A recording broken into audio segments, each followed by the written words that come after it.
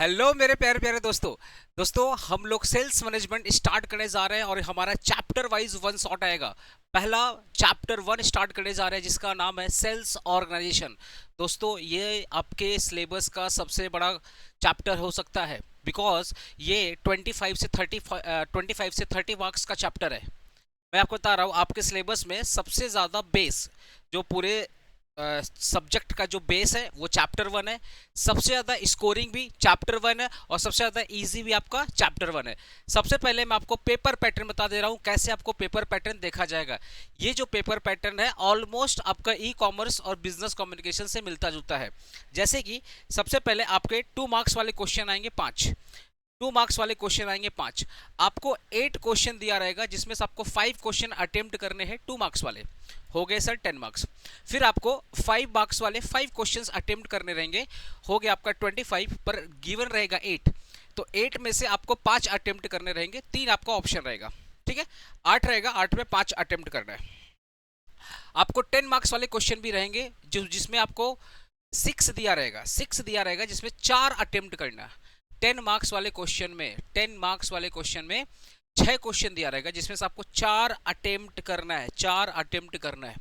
Obviously chapter one से एक 10 marks question तो रहेगा ही रहेगा, 100% रहेगा, जो कि होगा 40 मार्क्स हो गया। तो 2 मार्क्स वाले भी क्वेश्चन आएंगे, 5 मार्क्स वाले भी क्वेश्चन आएंगे, 10 मार्क्स वाले भी क्वेश्चन आएंगे। दोस्तों मैं पहले बता दे रहा हूँ सेल्स मैनेजमेंट एक समझने वाली सब्जेक्ट है। फर्स्ट ऑफ ऑल ये थ्योरी सब्जेक्ट है, आपको जस्ट समझना है, जस्ट समझना है। और अपने ब्रोकन जो आपका टूटा फूटा इंग्लिश है, जो आपका ब्रोकन इंग्लिश है, जस्ट उसका यूज करके क्वेश्चन क्वेश्चन को समझना, बस उसका यूज करके बस आंसर लिखना है। मतलब बहुत ज़्यादा आपको लर्न करने का ज़रूरत नहीं है। आपको रट्टू तो तोड़ता रटना नहीं है। आपको जस्ट टॉपिक्स को समझना है और अपना लैंग्वेज बना करके लिखना है। कोशिश करिए हेडिंग्स बनाने के लिए। हेडिंग्स में क्या होता है, नंबर ऑफ हेडिंग्स जितना ज़्यादा रहेंगे मार्क्स उठाने का चांसेस ज़्यादा रहेगा। इंट्रोडक्शन डालिए, हर एक जिससे भी क्वेश्चंस आए उसके रिलेटेड आप एक इंट्रो पार्ट दीजिए। कोशिश करिए 5 मार्क्स में 5 हेडिंग डालने के लिए 10 मार्क्स में एटलीस्ट मिनिमम 8 तो हेडिंग डालना चाहिए 10 मार्क्स वाले में। ठीक है सर, 2 नंबर का क्वेश्चन कैसे करेंगे? भाई 2 नंबर का क्यों टेंशन ले रहा है? ई कॉमर्स बिजनेस कम्युनिकेशन में मैंने क्या बोला था, आप लॉन्ग क्वेश्चन तैयार करो, 2 नंबर वाले क्वेश्चन ऐसे ही तैयार हो गया था। आप बता रहा हूँ, दावे के साथ बोल रहा हूँ, आप भी एग्री करोगे मेरे बात से। ई कॉमर्स में आपने लॉन्ग क्वेश्चन अटेम्प्ट किए, आपके शॉर्ट क्वेश्चन तो ऐसे ही प्रिपेयर हो गए। तो आपका जो क्वेश्चंस पूछा था ई कॉमर्स बिजनेस कम्युनिकेशन में, वो देखो ना, लॉन्ग क्वेश्चन से ही आपका शॉर्ट क्वेश्चन आया था, 2 नंबर वाले क्वेश्चंस आए थे। तो आपने 2 नंबर अलग से थोड़ी पढ़ा था, और ना मेरे मैट में अलग से 2 नंबर का दिया हुआ था। 2 नंबर इसमें से ही आएगा। और मैं अपने मैट का एक एक टॉपिक्स आपको रिवाइज करा दूंगा, एक एक टॉपिक आपको पढ़ा दूंगा, तो काम हो जाएगा। तो आपको अलग से 2 मार्क्स के लिए टेंशन नहीं, ये आपको 2 मार्क्स को अलग से टेंशन नहीं लेना है। आप प्रिपेयर करेंगे इनका, आप प्रिपेयर करें इनका, ये ऐसे ही गिफ्ट में कवर हो जाएगा। ये गिफ्ट का मार्क्स है दोस्तों, ये 10 मार्क्स आपका गिफ्ट का। दोस्तों सबसे पहले स्टार्ट करते हैं चैप्टर वन। चैप्टर वन है अपना सेल्स ऑर्गेनाइजेशन, और ये 25 से आपका 30 मार्क्स, 25 से आपका 30 मार्क्स कैरी करता है। ठीक है दोस्तों, तो स्टार्ट करते हैं chapter one which is sales organisation. दोस्तों फर्स्ट ऑफ ऑल वीडियो को लाइक कर देना, इस वीडियो को शेयर कर देना, और चैनल पे पहली बार आए हो तो जरूर सब्सक्राइब कर देना। हम लोग का लॉ का जितना भी सजेशंस दिए थे, लॉ के जितने भी टॉपिक्स पढ़ाए गए थे, सब कुछ A to Z एग्जाम में कवर हुआ। 100% जो सजेशंस मैच हुए। अकाउंटेंसी में हम लोग का 100% क्वेश्चंस हमारे मैच हुए। ठीक है ना, देखो अकाउंटेंसी में ना अमाउंट नहीं मैच करेगा, बट उस टाइप के क्वेश्चंस हम लोग कवर किए थे during the paid courses, during the one shot, during the marathons. ठीक है, ECBC टैक्सेशन अभी सेम है आपका, 99% से 100% पेपर्स मैच हुए। ECBC में एक क्वेश्चन 2 क्वेश्चन में भी नहीं मैच किया होगा, मैं ऑनेस्टी से बोल रहा हूँ। बस जो टैक्सेशन था, टैक्सेशन 100 का 100% मैच किया। तो दोस्तों मैं आपको फिर से बोलना चाहता हूँ, प्लीज़ वीडियो को जरूर लाइक करना, वीडियो को शेयर करना उन दोस्तों के साथ जिनका सेल्स मैनेजमेंट बहुत बुरा हाल है, और चैनल को जरूर सब्सक्राइब करना। तो स्टार्ट करते हैं सेल्स ऑर्गेनाइजेशन। सबसे पहले समझते हैं सर सेल्स मैनेजमेंट क्या होता है। देखो चैप्टर का नाम है सेल्स ऑर्गेनाइजेशन, बट क्वेश्चंस पूछते हैं, क्वेश्चंस आपका 2 नंबर में आ सकता है, डिफाइन सेल्स मैनेजमेंट, या 5 नंबर में आ सकता है, what are the objective, what is the role, what are the functions, what are the importance of sales management. ऐसे क्वेश्चंस बनते हैं दोस्तों, आए हैं। पहले ही जो सब्जेक्ट था ना, ये मार्केटिंग का सब्जेक्ट हुआ करता था। जो पुराने सिलेबस थे, पुराने सिलेबस में जैसे आपका ऑनर्स है ना, जर्नल ऑनर्स, मतलब ऐसे एक मार्केटिंग बोल के सब्जेक्ट हुआ करती थी, ये वहाँ का पार्ट है। तो जितने भी पुराने क्वेश्चंस मार्केटिंग में पूछे गए थे वो सब मैंने इस बुक में डाल दिया। ये पीडीएफ कहाँ मिलेगा आपको? सिंपली ये पीडीएफ आपको मिलेगा मेरे टेलीग्राम चैनल पर। सर कैसे ज्वाइन करेंगे? मेरा डिस्क्रिप्शन बॉक्स दिया हुआ है, वहाँ से क्लिक करके आप मेरा ज्वाइन कर सकते हैं। और आपका बेस्ट चीज़ के लिए बता रहा हूँ, मैंने कमेंट बॉक्स में इसका लिंक मैं पिन कर दूंगा, वहाँ से आप इजीली डाउनलोड कर सकते हैं और उस चैनल को भी सब्सक्राइब कर लेना। एक बार आपका टेलीग्राम चैनल आप सब्सक्राइब कर लेते हैं, मेरा आपका डायरेक्ट कनेक्शन हो गया। मेरे को कुछ भी भेजना रहेगा मैं डायरेक्टली टेलीग्राम चैनल पर डाल दूंगा, ठीक है? तो स्टार्ट करते हैं दोस्तों। सबसे पहले सेल्स मैनेजमेंट। सबसे पहले समझते हैं सर सेल्स मैनेजमेंट क्या होता है। देखिए दोस्तों, आपने पढ़ा है ना मैनेजमेंट, जहाँ पर भी मैनेजमेंट आ जाए, जहाँ पर भी मैनेजमेंट आ जाए वहाँ पर आपको पता है वहाँ पे प्लानिंग आ जाता है। जहाँ पर भी मैनेजमेंट आ जाए सर वहाँ पे ऑर्गेनाइजिंग आता है ना सर। जहाँ पर भी मैनेजमेंट आ जाए सर वहाँ पे डायरेक्टिंग आता है, हाँ सर आता है। जहाँ पे मैनेजमेंट आ जाए सर वहाँ पे कंट्रोलिंग आता है सर, आता है सर। हम तो बजटिंग पढ़े थे सर, बजटिंग भी तो आता है, हाँ बजटिंग भी आता है, ठीक है, स्टाफिंग भी आता है। लेकिन ये चार इंपॉर्टेंट चीज़ है, planning, organising, directing and controlling, ये चार इंपॉर्टेंट चीज़ होते हैं। तो आपको ना क्या बोला, सेल्स मैनेजमेंट, आपको मैनेजमेंट करना किसके रिगार्डिंग? सेल्स के रिगार्डिंग। देखिए सर मैनेजमेंट का मतलब क्या होता है? देखो मैनेजमेंट का मतलब बेसिकली किसी चीज़ के, किसी पर्टिकुलर चीज़ के रिगार्डिंग प्लान करना, फिर उसके रिगार्डिंग आप ऑर्गेनाइज करते हो सारे के सारे रिसोर्सेज, सारे के सारे मैन पावर, चाहे वो टाइम हो, चाहे वो पैसे हो, चाहे वो लोग हैं। फिर आप क्या करते हो, उनको डायरेक्शन देते हो, मोटिवेट करते हो, लीड करते हो और उनके परफॉर्मेंस को चेक करते हो। कुछ गलती करते हैं तो बताते हो भैया ये गलती से सुधार लो, दैट इज कॉल्ड कंट्रोलिंग। ये सिंपली अपने पढ़े हैं मैनेजमेंट, ठीक है ना? तो सर यहाँ पे सेल्स मैनेजमेंट का मतलब क्या है? सिंपली मैं 2 मिनट लूंगा। इस 2 मिनट से ना आपका सेल्स मैनेजमेंट के 4 क्वेश्चन कंप्लीट होंगे। बिलीव नहीं हो रहा ना? ये 2 मिनट ध्यान सुनना। मान लो एक कंपनी है, सुनो ना, मान लो एक कंपनी है, वो सिर्फ और सिर्फ ऑफलाइन मार्केट ऑपरेट करती है, ऑफलाइन मार्केट में ही उसका धंधा है। लेकिन अब उसको पता है दुनिया चेंज हो रही भाई, उसको पता है कि अब ऑनलाइन आना पड़ेगा। आज तक वो सारा का सारा बिजनेस ऑफलाइन किया है, उसके सारे के सारे कस्टमर ऑफलाइन वाले हैं, बट अब वो बिजनेस को एक्सपेंड करना चाहता है, वो ऑनलाइन मार्केट में आना चाहता है, ठीक है ना? लेकिन उसके लिए टीम नहीं है। तो सबसे पहले वो क्या करेगा, एक गोल सेट करेगा। उसका गोल क्या है, उसका टारगेट क्या है? भाई बोलो ना, इसका टारगेट क्या है? वो कंपनी का टारगेट क्या है कि भैया हमको ऑनलाइन सेलिंग करना है, ऑनलाइन सेलिंग करना है, अपने प्रोडक्ट को ऑनलाइन सेलिंग करना है। ये उसका गोल है, ये उसका ऑब्जेक्टिव है, ठीक है ना? तो अब इस गोल के रिगार्डिंग क्या होगा भैया? प्लानिंग होगा। इस गोल के रिगार्डिंग क्या होगा भैया? ऑर्गेनाइजिंग। क्या होगा? डायरेक्टिंग और कंट्रोलिंग। चलो मैं थोड़ा सा डीप जाता हूँ। हम लोगों ने टारगेट सेट किया कि अब हमको ऑफलाइन को भी प्रोडक्ट सेल करना है और ऑनलाइन में भी प्रोडक्ट सेल करना है। लेकिन आपके पास तो ऑफलाइन वाली जो सेल्स की टीम है वो तगड़ी है, वो इजीली ऑफलाइन कस्टमर को अच्छा प्रोडक्ट और सर्विस डील कर रही है। तो अब आप क्या करोगे? सबसे पहले प्लान ये करोगे, सबसे पहले आपका प्लान ये होगा कि भाई अगर तुम ऑनलाइन जाओगे तो क्या खुद का एप्लीकेशन से बेचोगे या खुद का वेबसाइट से बेचोगे? सबसे पहले आपको ये सेट करना पड़ेगा। ऑनलाइन तो जा रहे हो ना, कैसे सेल करोगे? खुद का वेबसाइट, खुद का एप्लीकेशन, या फ्लिपकार्ट के थ्रू, या अमेजन के थ्रू, या ब्लिंकिट के थ्रू, कैसे, किस एप्लीकेशन के थ्रू आप बिजनेस करोगे? पहले आप ये डिसाइड करोगे। आपने जैसे डिसाइड किया कि हम अभी खुद का एप्लीकेशन वगैरह नहीं बनाएंगे, हम मंत्रा, फ्लिपकार्ट, ब्लिंकिट, जितने भी ऑनलाइन स्टोर होते, मतलब जितने भी ऑनलाइन एप्लीकेशन जो आप जानते हैं ई कॉमर्स में, हम उसके थ्रू बिजनेस करेंगे। बट आप बताओ ना, वहाँ पे तो प्रोडक्ट लिस्ट करना पड़ेगा। क्या लिस्ट करने के लिए आपके पास कोई टेक्नोलॉजी है? नहीं। क्या लिस्ट करने के लिए क्या आपके पास बंदे हैं? नहीं। क्या वहाँ पे ऑफर क्या देना है, उस वहाँ पे ऑफर किस मंथ में देना है, क्या इन सब से रिलेटेड आपके पास कोई टीम है? नहीं। तो सबसे पहले आप क्या करोगे, आपने डिसीजन ले लिया कि हमको ऑनलाइन जाना है, हमको फ्लिपकार्ट के थ्रू जाना, अमेजन के थ्रू जाना, ब्लिंकिट के थ्रू जाना, जोमेटो, ऐसे करके आपने डिसाइड कर लिया। तो अब आपका प्लानिंग पता क्या होगा? सबसे पहले अपना टीम खड़ा करोगे।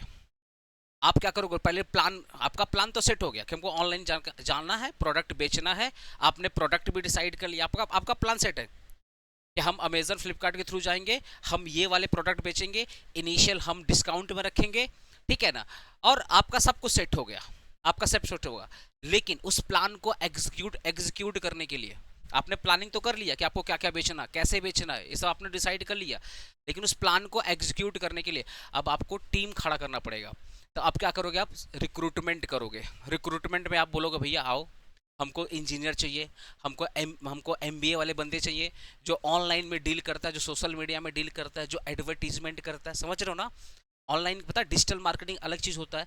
तो आप क्या करोगे, टीम खड़ा करोगे जो आपके प्रोडक्ट को इन सारे वेबसाइट्स पर, इन सारे एप्लीकेशन पर लिस्ट करे, टाइम टू टाइम क्या करे, उनके प्राइस को चेंज करे, मैनिपुलेट करे, ऑफर दे।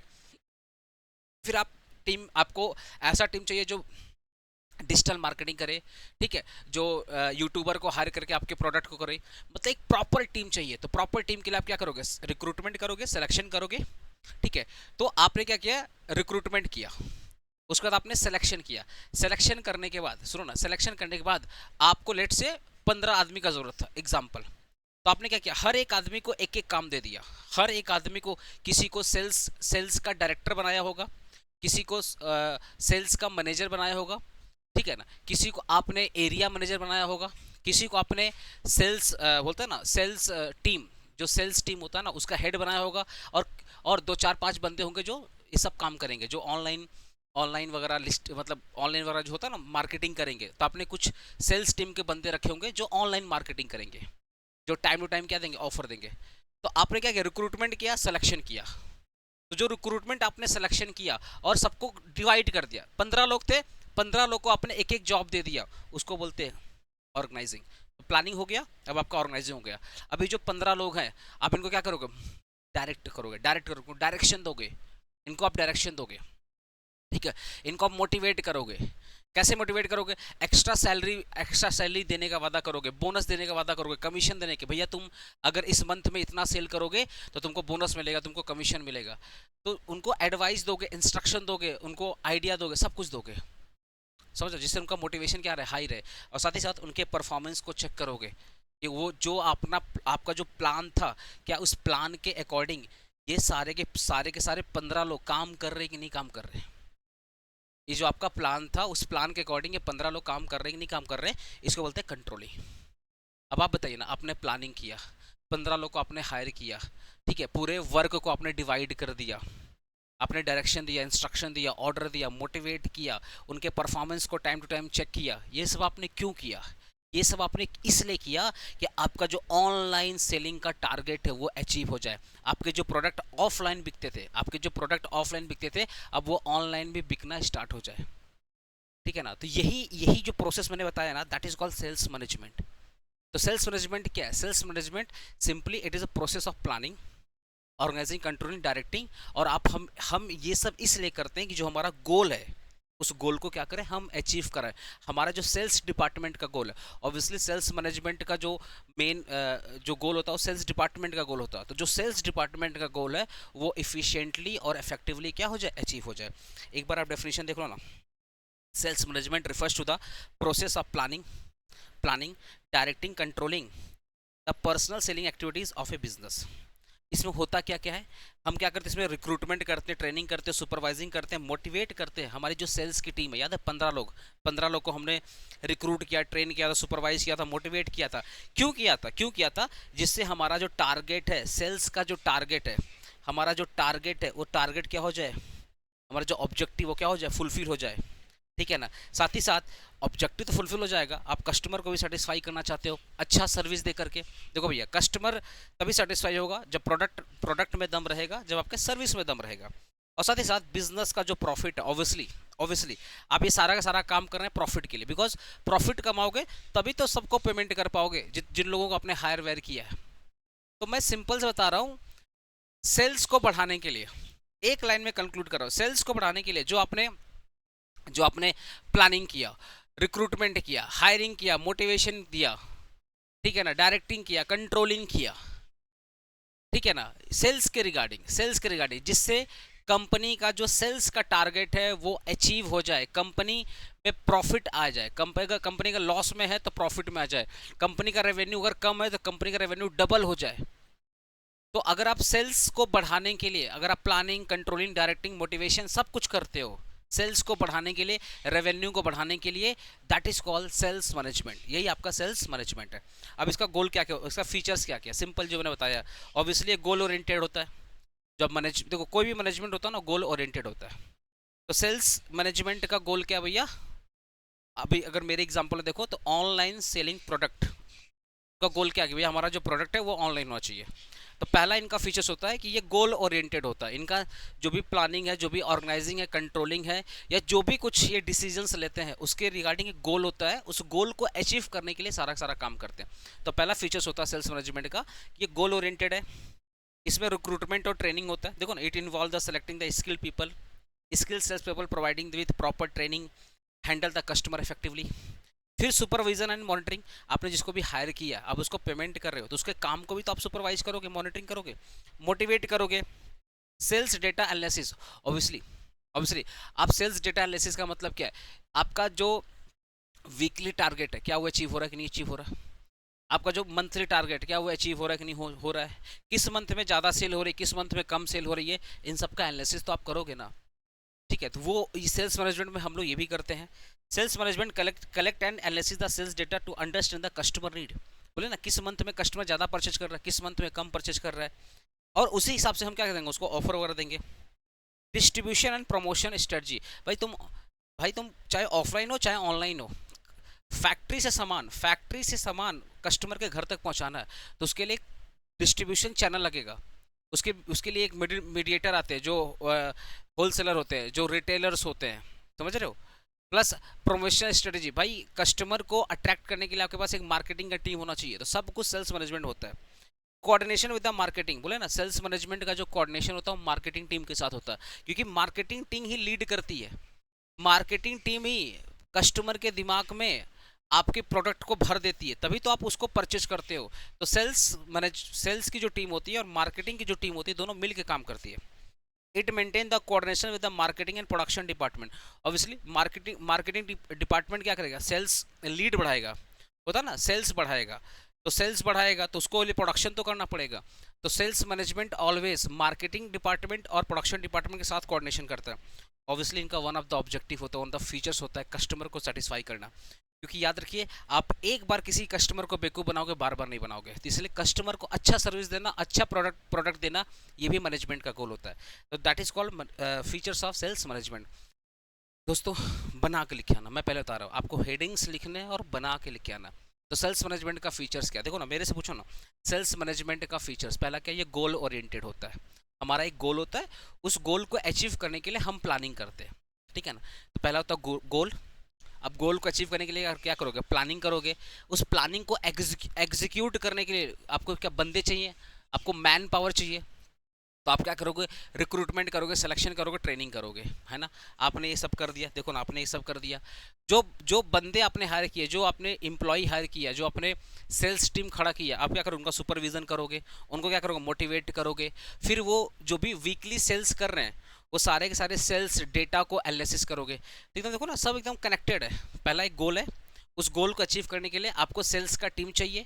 फिर आप सेल्स की टीम के लिए क्या करोगे, आप रिक्रूटमेंट करोगे, सिलेक्शन करोगे, उनको आप ट्रेन करोगे, मोटिवेट करोगे, ठीक है, मोटिवेट करोगे। फिर जो भी कुछ वो सेल करेंगे, उनके सेल्स एनालिसिस करोगे, किस मंथ में ज़्यादा सेल हो रही है, किस मंथ में कम सेल हो रही है, ठीक है। साथ ही साथ डिस्ट्रीब्यूशन और प्रमोशन स्ट्रेटजी भी मैनेजमेंट का पार्ट होता है। सेल्स ऑलवेज मार्केटिंग और प्रोडक्शन डिपार्टमेंट के साथ मिलकर काम करता है, बिकॉज ये तीनों के आपस में इंटरकनेक्टेड है, ठीक है। और obviously one of the sales management का one of the important features होता है कस्टमर सेटिस्फैक्शन। आपको सर्विस अच्छा देना, आपको प्रोडक्ट अच्छा देना है, ठीक है। आपको बिफोर सेल सर्विस हो या आफ्टर सेल सर्विस हो, आपको दोनों अच्छा देना है, जिससे कस्टमर क्या बने, लॉयल बने। तो दीज आर द फीचर्स। अब आपको पता नहीं, इस एक क्वेश्चन से आपने दो क्वेश्चन और कवर कर लिए। जैसे पहला, role of sales management same as question, यही होगा जो रोल ऑफ सेल्स मैनेजमेंट है ना, सेम एज क्वेश्चन 1। इसका जो आंसर होगा सेम एज क्वेश्चन 1, इसका जो आंसर होगा सेम एज क्वेश्चन 1, ठीक है, पढ़ लीजिएगा, same as question 1। Discuss the objective, बोला पर्पस या ऑब्जेक्टिव, पर्पस या ऑब्जेक्टिव बोल दे, या इंपॉर्टेंस बोल दे, same as question 1, same as question 1। तो आप ये चीज देख रहे हो, आपने एक चीज तैयार किया, इसे 3 से 4 क्वेश्चन आपके तैयार हो गए, ठीक है ना। तो अगर इंपॉर्टेंस बोल दे ना, अगर इंपॉर्टेंस बोल दे, ऑब्जेक्टिव और इंपॉर्टेंस, तो same as question 1, same as question 1, ठीक है ना। देखो लिखा ना, अचीविंग, ऑब्जेक्टिव क्या है, achieving the sales target, revenue बढ़ाना चाहते हैं, कस्टमर साथ अच्छा रिलेशन मेंटेन करना चाहते हैं, ठीक है ना। और सेल्स एनालिसिस था ना, वही सेल्स एनालिसिस होता ना, मार्केट एनालिसिस या सेल्स एनालिसिस, प्रॉपर डिस्ट्रीब्यूशन वहाँ था ना, सेल्स एंड डिस्ट्रीब्यूशन। तो वही सेम चीज़ है, वही सेम चीज़ है, आप पढ़ेंगे आपका देखिए आराम से हो जाएगा। आप जिसको हायर करो क्या करो, ट्रेन करोगे, देखो इट लिखा ना, it provide the training to the sales people, improve the efficiency of the performance. एकदम मिलता जुलता आंसर, जस्ट आपको रीड करना, जस्ट आपको रीड करना, ठीक है ना। अब आपका नया टॉपिक स्टार्ट होता है, what do you mean by sales organisation. What do you mean by sales, देखो सेल्स ऑर्गेनाइजेशन के मेरे पास जगह नहीं था, दैट इज़ वाई मैंने एक हायरकी बनाया। ये हायरकी देखो नीचे तक आया, यहाँ तक हायरकी आया। इस हायरकी को अगर समझ गए ना, इस हायरकी को अगर समझ गए तो इससे तुम्हारा 3 क्वेश्चन और टारगेट कंप्लीट हो गया। इसलिए हायरकी समझना बहुत ज़रूरी है। मैं एक एग्जांपल दे रहा हूँ, आपने कंपनी नाम सुना है, एचयूएल, हिंदुस्तान यूनिलीवर नाम सुना है ना, टाटा, रिलायंस, ये सब इतने बड़ी बड़ी कंपनीज है, नाम तो सुना होगा ना। अब आप बताओ ना, ये तो पूरे वर्ल्ड में तो काम करते करते, मतलब ये तो गांव से लेकर शहर से लेकर के पूरे इंडिया के कोने कोने तक फैले हुए हैं। पूरे वर्ल्ड में इनके कस्टमर्स हैं, पूरे वर्ल्ड में इनके कस्टमर्स हैं। अब तुम बताओ ना, क्या अकेला आदमी पूरे इंडिया के कस्टमर को संभाल पाएगा? 150 करोड़ का भैया कस्टमर है, क्या संभाल पाएगा? नहीं। क्या अकेला एक आदमी, क्या अकेला एक डायरेक्टर, अकेला एक मैनेजर, क्या अकेला सेल्स टीम पूरे वर्ल्ड को सर्विस दे पाएगा? नहीं। तो ये लोग क्या करते हैं, क्योंकि इनका तो जो कस्टमर्स है, इनका जो कस्टमर का बेस है वो गांव से लेकर शहर तक है, देश के कोने कोने तक इनके कस्टमर हैं। तो इन्होंने क्या किया, मैं एग्जांपल दे रहा हूँ, मान लो मैं इंडिया की बात कर रहा हूँ, तो इन्होंने क्या किया, अपना पूरा का पूरा जो सेल्स डिपार्टमेंट है उसको, पहला देखो आपने पढ़ा होगा ऊपर में क्या होता है, इधर ऊपर में क्या होता है, नॉर्थ होता है ना, इधर क्या होता है, साउथ होता है, इधर क्या होता है, वेस्ट होता है, और इधर क्या होता है, ईस्ट होता है। तो इन्होंने क्या किया पता है, ये होता है मान लो सेल्स डायरेक्टर, ये हो गया सेल्स डायरेक्टर, जो मेन बंदा होता है। अब जो सेल्स डायरेक्टर होता है ये मेन बंदा होता है, टॉप डिसीजन यही लेता है, सेल्स डायरेक्टर। टॉप डिसीजन कौन लेगा, सेल्स डायरेक्टर लेगा। सबसे पहले सेल्स डायरेक्टर क्या करेगा, अलग अलग जोन, ये जोन हो गया ना, नॉर्थ जोन में एक सेल्स मैनेजर रखेगा, ईस्ट जोन में एक सेल्स मैनेजर रखेगा, साउथ जोन में एक सेल्स मैनेजर रखेगा, और वेस्ट जोन में एक सेल्स मैनेजर रखेगा। क्योंकि उसको पता है भैया पूरे इंडिया में सर्विस देना है, तो उसने क्या किया, पूरी सर्विस को, पूरे सेल्स मैनेजमेंट को जोन वाइज डिवाइड कर दिया। अब अगर मैं मान लो नॉर्थ जोन को पकड़ रहा हूँ, तो नॉर्थ जोन सोचो कितना बड़ा है, नॉर्थ जोन कितना बड़ा है ना, नॉर्थ जोन, तो नॉर्थ जोन को ये वाला भी पार्ट संभालना है, नॉर्थ जोन को ये वाला भी पार्ट संभालना है, तो बहुत बड़ा है नॉर्थ जोन। तो सिंपली अब क्या हो जाएगा, इस जोन में ना रीजन रीजन डिवाइड किए जाएंगे, जैसे बंगाल रीजन हो गया, ऐसा। अगर मैं लेट से मैं ईस्ट, अपने लोग कहाँ पे ईस्ट में है ना, तो मैं अगर ईस्ट की बात करूँ, मैं अगर लेट से इसकी बात करूँ ईस्ट में, तो अब आपका मान लो बंगाल रीजन हो गया, आपका असम रीजन हो गया, है ना, मेघालय हो गया, ठीक है, हावड़ा रीजन हो गया, कोलकाता रीजन हो गया, ऐसे करके रीजन वाइज डिवाइड कर दिए जाएंगे। तो बेसिकली हुआ क्या, जो आपके सेल्स डायरेक्टर है, वो सेल्स डायरेक्टर क्या करता है, पहले जोन वाइज अलग अलग आपके सेल्स मैनेजर खड़ा कर देता है। अब मेरा हायरार्की में आ जाओ, आप मेरे हायरार्की में, पहला क्या है, सेल्स डिपार्टमेंट ऑफ एचयूएल। ये जो एचयूएल का सेल्स डिपार्टमेंट है उसका एक डायरेक्टर होता है, सेल्स डायरेक्टर सबसे मेन होता है, ये सबसे मेन बंदा होता है, सेल्स डायरेक्टर सबसे मेन बंदा होता है, जो मैनेजमेंट में डायरेक्टली बैठता है। ये क्या करता है, जोन वाइज सेल्स मैनेजर बनाता है। नॉर्थ जोन का सेल्स मैनेजर अलग होगा, ईस्ट का अलग होगा, वेस्ट का अलग होगा, साउथ का अलग होगा।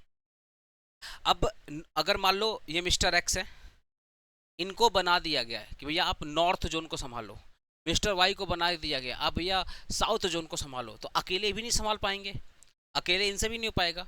तो अब इनके अंडर ये जो जोन सेल्स मैनेजर है, अब इनके अंदर आते हैं रीजनल सेल्स मैनेजर, अलग अलग रीजन के अलग अलग सेल्स मैनेजर होंगे। एग्जाम्पल के लिए मान लो कोलकाता एक रीजन है, तो कोलकाता का एक हो गया सेल्स मैनेजर, तो पूरे कोलकाता का एक सेल्स मैनेजर होगा। अब कोलकाता भी तो छोटा नहीं है भैया, कोलकाता भी तो बड़ा है, कोलकाता क्या छोटा है ना, ये भी तो बड़ा है। तो अब कोलकाता के अंदर होगा area wise manager, north Kolkata का अलग होगा, साउथ कोलकाता का अलग होगा, सेंट्रल कोलकाता का अलग होगा, एरिया वाइज सेल्स मैनेजर होगा। कोलकाता में जो एरियाज है अलग अलग होगा, दमदम साइड का अलग होगा, कालीघाट साइड का अलग होगा, अपना ये सेंट्रल नॉर्थ जो सेंट्रल कोलकाता हो गया, मतलब पार्क स्ट्रीट या ग्रीश पार्क एरिया अलग होगा। ये हो गया एरिया वाइज सेल्स मैनेजर। अब लेट से मान लो मुझे बनाया गया मान लो एरिया सेल्स मैनेजर। तो एरिया भी तो छोटी नहीं है भाई, वो भी तो बहुत बड़ी है। तो अब मेरे अंडर एक होगा सेल्स ऑफिसर। अब मेरे अंडर कौन होगा? एक सेल्स ऑफिसर, जिसको अपने सेल्स मतलब इसको टीम टीम लीडर का हेड बोलते हैं, ये टीम लीडर होता है। अभी सेल्स ऑफिसर के अंडर ना सेल्स रिप्रेजेंटेटिव होंगे। अब सेल्स रिप्रेजेंटेटिव कितने हो सकते हैं? 25 भी हो सकते हैं, 50 भी हो सकते हैं। कंपनी अगर बहुत बड़ी है तो हो सकता है सेल्स रिप्रेजेंटेटिव 100 भी हो सकते हैं। तो अब सोच रहे हो क्या रहा है कि एक सेल्स डिपार्टमेंट का एक मेन डायरेक्टर है, एक मेन डायरेक्टर है। मेन डायरेक्टर ने क्या किया? जोन वाइज अलग अलग मैनेजर सेट कर दिया। इस मैनेजर के अंदर कौन आएगा? रीजनल मैनेजर आएंगे। अलग अलग रीजन के अलग अलग मैनेजर आएंगे। अगर मैं मान लो कोलकाता पकड़ ले तो Kolkata one of the region, तो कोलकाता का एक मैनेजर हो गया जो कोलकाता में सारे सेल्स को देखेगा। अब इस रीजनल सेल्स मैनेजर के अंदर आएगा area sales manager. Area sales manager के अंदर आएगा तुम्हारा सेल्स ऑफिसर, जो सेल्स टीम होती है ना, मतलब जो ग्राउंड लेवल पे काम करती है। अरे जो ग्राउंड लेवल पे काम करती है ना, उनका एक टीम लीडर होता है, उसको बोलते हैं सेल्स ऑफिसर।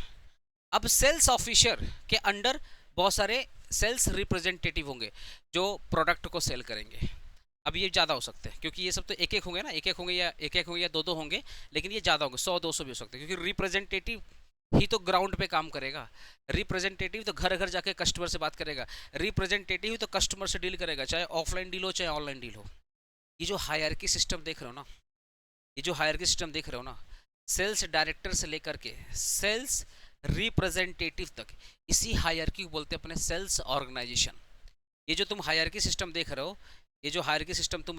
हो, सेल्स डायरेक्टर यहाँ से लेकर के ये जो हायरार्की तुम देख रहे हो ना, टॉप टू बॉटम, ये जो टॉप टू बॉटम जो हायरार्की सिस्टम तुम देख रहे हो ना, इसी को बोलते हैं सेल्स ऑर्गेनाइजेशन।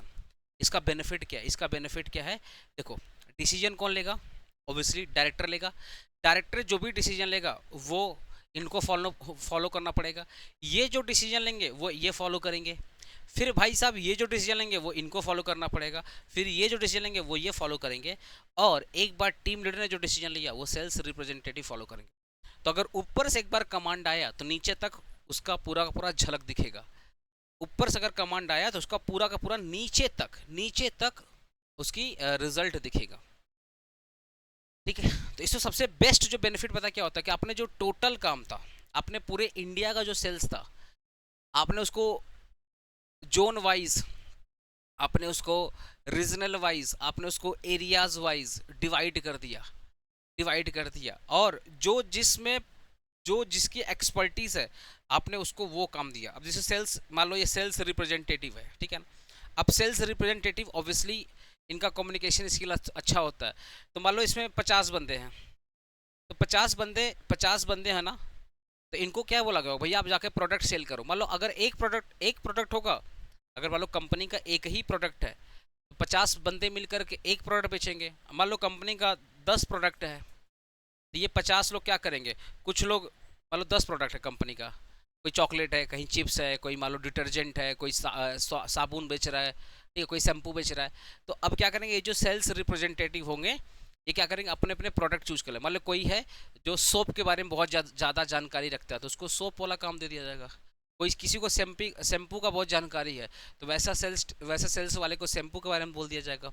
कोई है ना जो चॉकलेट के बहुत अच्छे फ्लेवर को डिस्क्राइब कर सकता है कस्टमर को, उसको चॉकलेट बेचने के लिए दे दिया जाएगा। तो आप याद रखिए, जो आपको जॉब ना हमेशा आपके एबिलिटी मिलता है, हमेशा याद रखिएगा। तो ये जितने लोग को जॉब मिल रही है ना, इनके काबिलियत मिल रही है। ये जिस भी फील्ड में एक्सपर्ट है इनके हिसाब से इनको जॉब मिल रहा है, इसको बोलते हैं स्पेशलाइजेशन। तो जो सेल्स ऑर्गेनाइजेशन होता है ना, उसमें स्पेशलाइजेशन हर एक कदम पे होती है, हर एक स्टेप में स्पेशलाइजेशन होती है। भाई जो डायरेक्टर है कोई छोटा मोटा आदमी होगा क्या? ऑब्वियसली बहुत पढ़ा लिखा आदमी होगा, इससे लाइफ में कुछ उखाड़े होंगे तभी जाकर ये एक्चुअल कंपनी का डायरेक्टर बना हुआ है, वो भी सेल्स डायरेक्टर। ठीक है, अब सेल्स डायरेक्टर के अंदर में चार जोन होते हैं ना, नॉर्थ साउथ ईस्ट वेस्ट।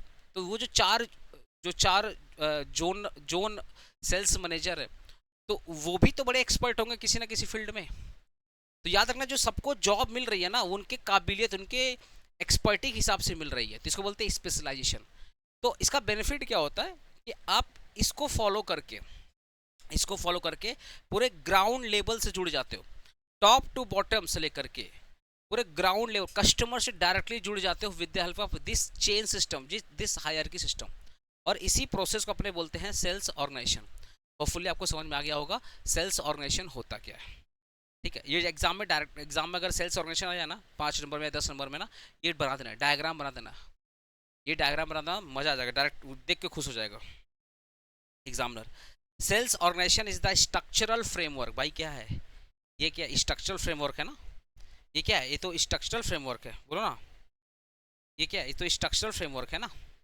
तो sales organisation is a structural framework of a sales department. ये क्या था, सेल्स डिपार्टमेंट जो था, in which duty and authority and responsibility of the manager and sales staff are clearly defined. भैया इनका duty क्या है इनको पता है, इनका ड्यूटी क्या है इनको ही पता है। हर एक इंसान को अपना अपना रोल, अपना अपना ड्यूटी पता है। ये जो सेल्स रिप्रेजेंटेटिव, इनको पता है भैया इनको साबुन बेचना है या शैम्पू बेचना है या चॉकलेट बेचना है। अगर लेट्स से ये साबुन बेच रहे हैं तो कितना बेचेंगे, इनको टारगेट मिलेगा कि भैया हफ्ता भर में आपको एटलीस्ट इतना माल तो बेच ही देना है, तब जाकर आपको बोनस मिलेगा, कमीशन मिलेगा। तो हर एक बंदे को पता है कि भैया उसका ड्यूटी क्या है, उसका रोल क्या है, उसकी जिम्मेदारी क्या है, उसकी अगर कल को वो टारगेट नहीं अचीव कर पाया तो उसको जवाब देना पड़ेगा। ये किसको जवाब देगा, इनको जवाब देंगे। अगर ये, क्योंकि देखो कस्टमर से ये डील कर रहे हैं, अगर ये फेल हुए ना तो ये इनको जवाब देंगे, ये इनको जवाब देंगे, ये इनको जवाब देंगे, ऐसे करके लोग क्या करें, ऊपर तक जवाब देते जाएंगे, लास्ट में इनको जवाब मिलेगा। आया वो सामने।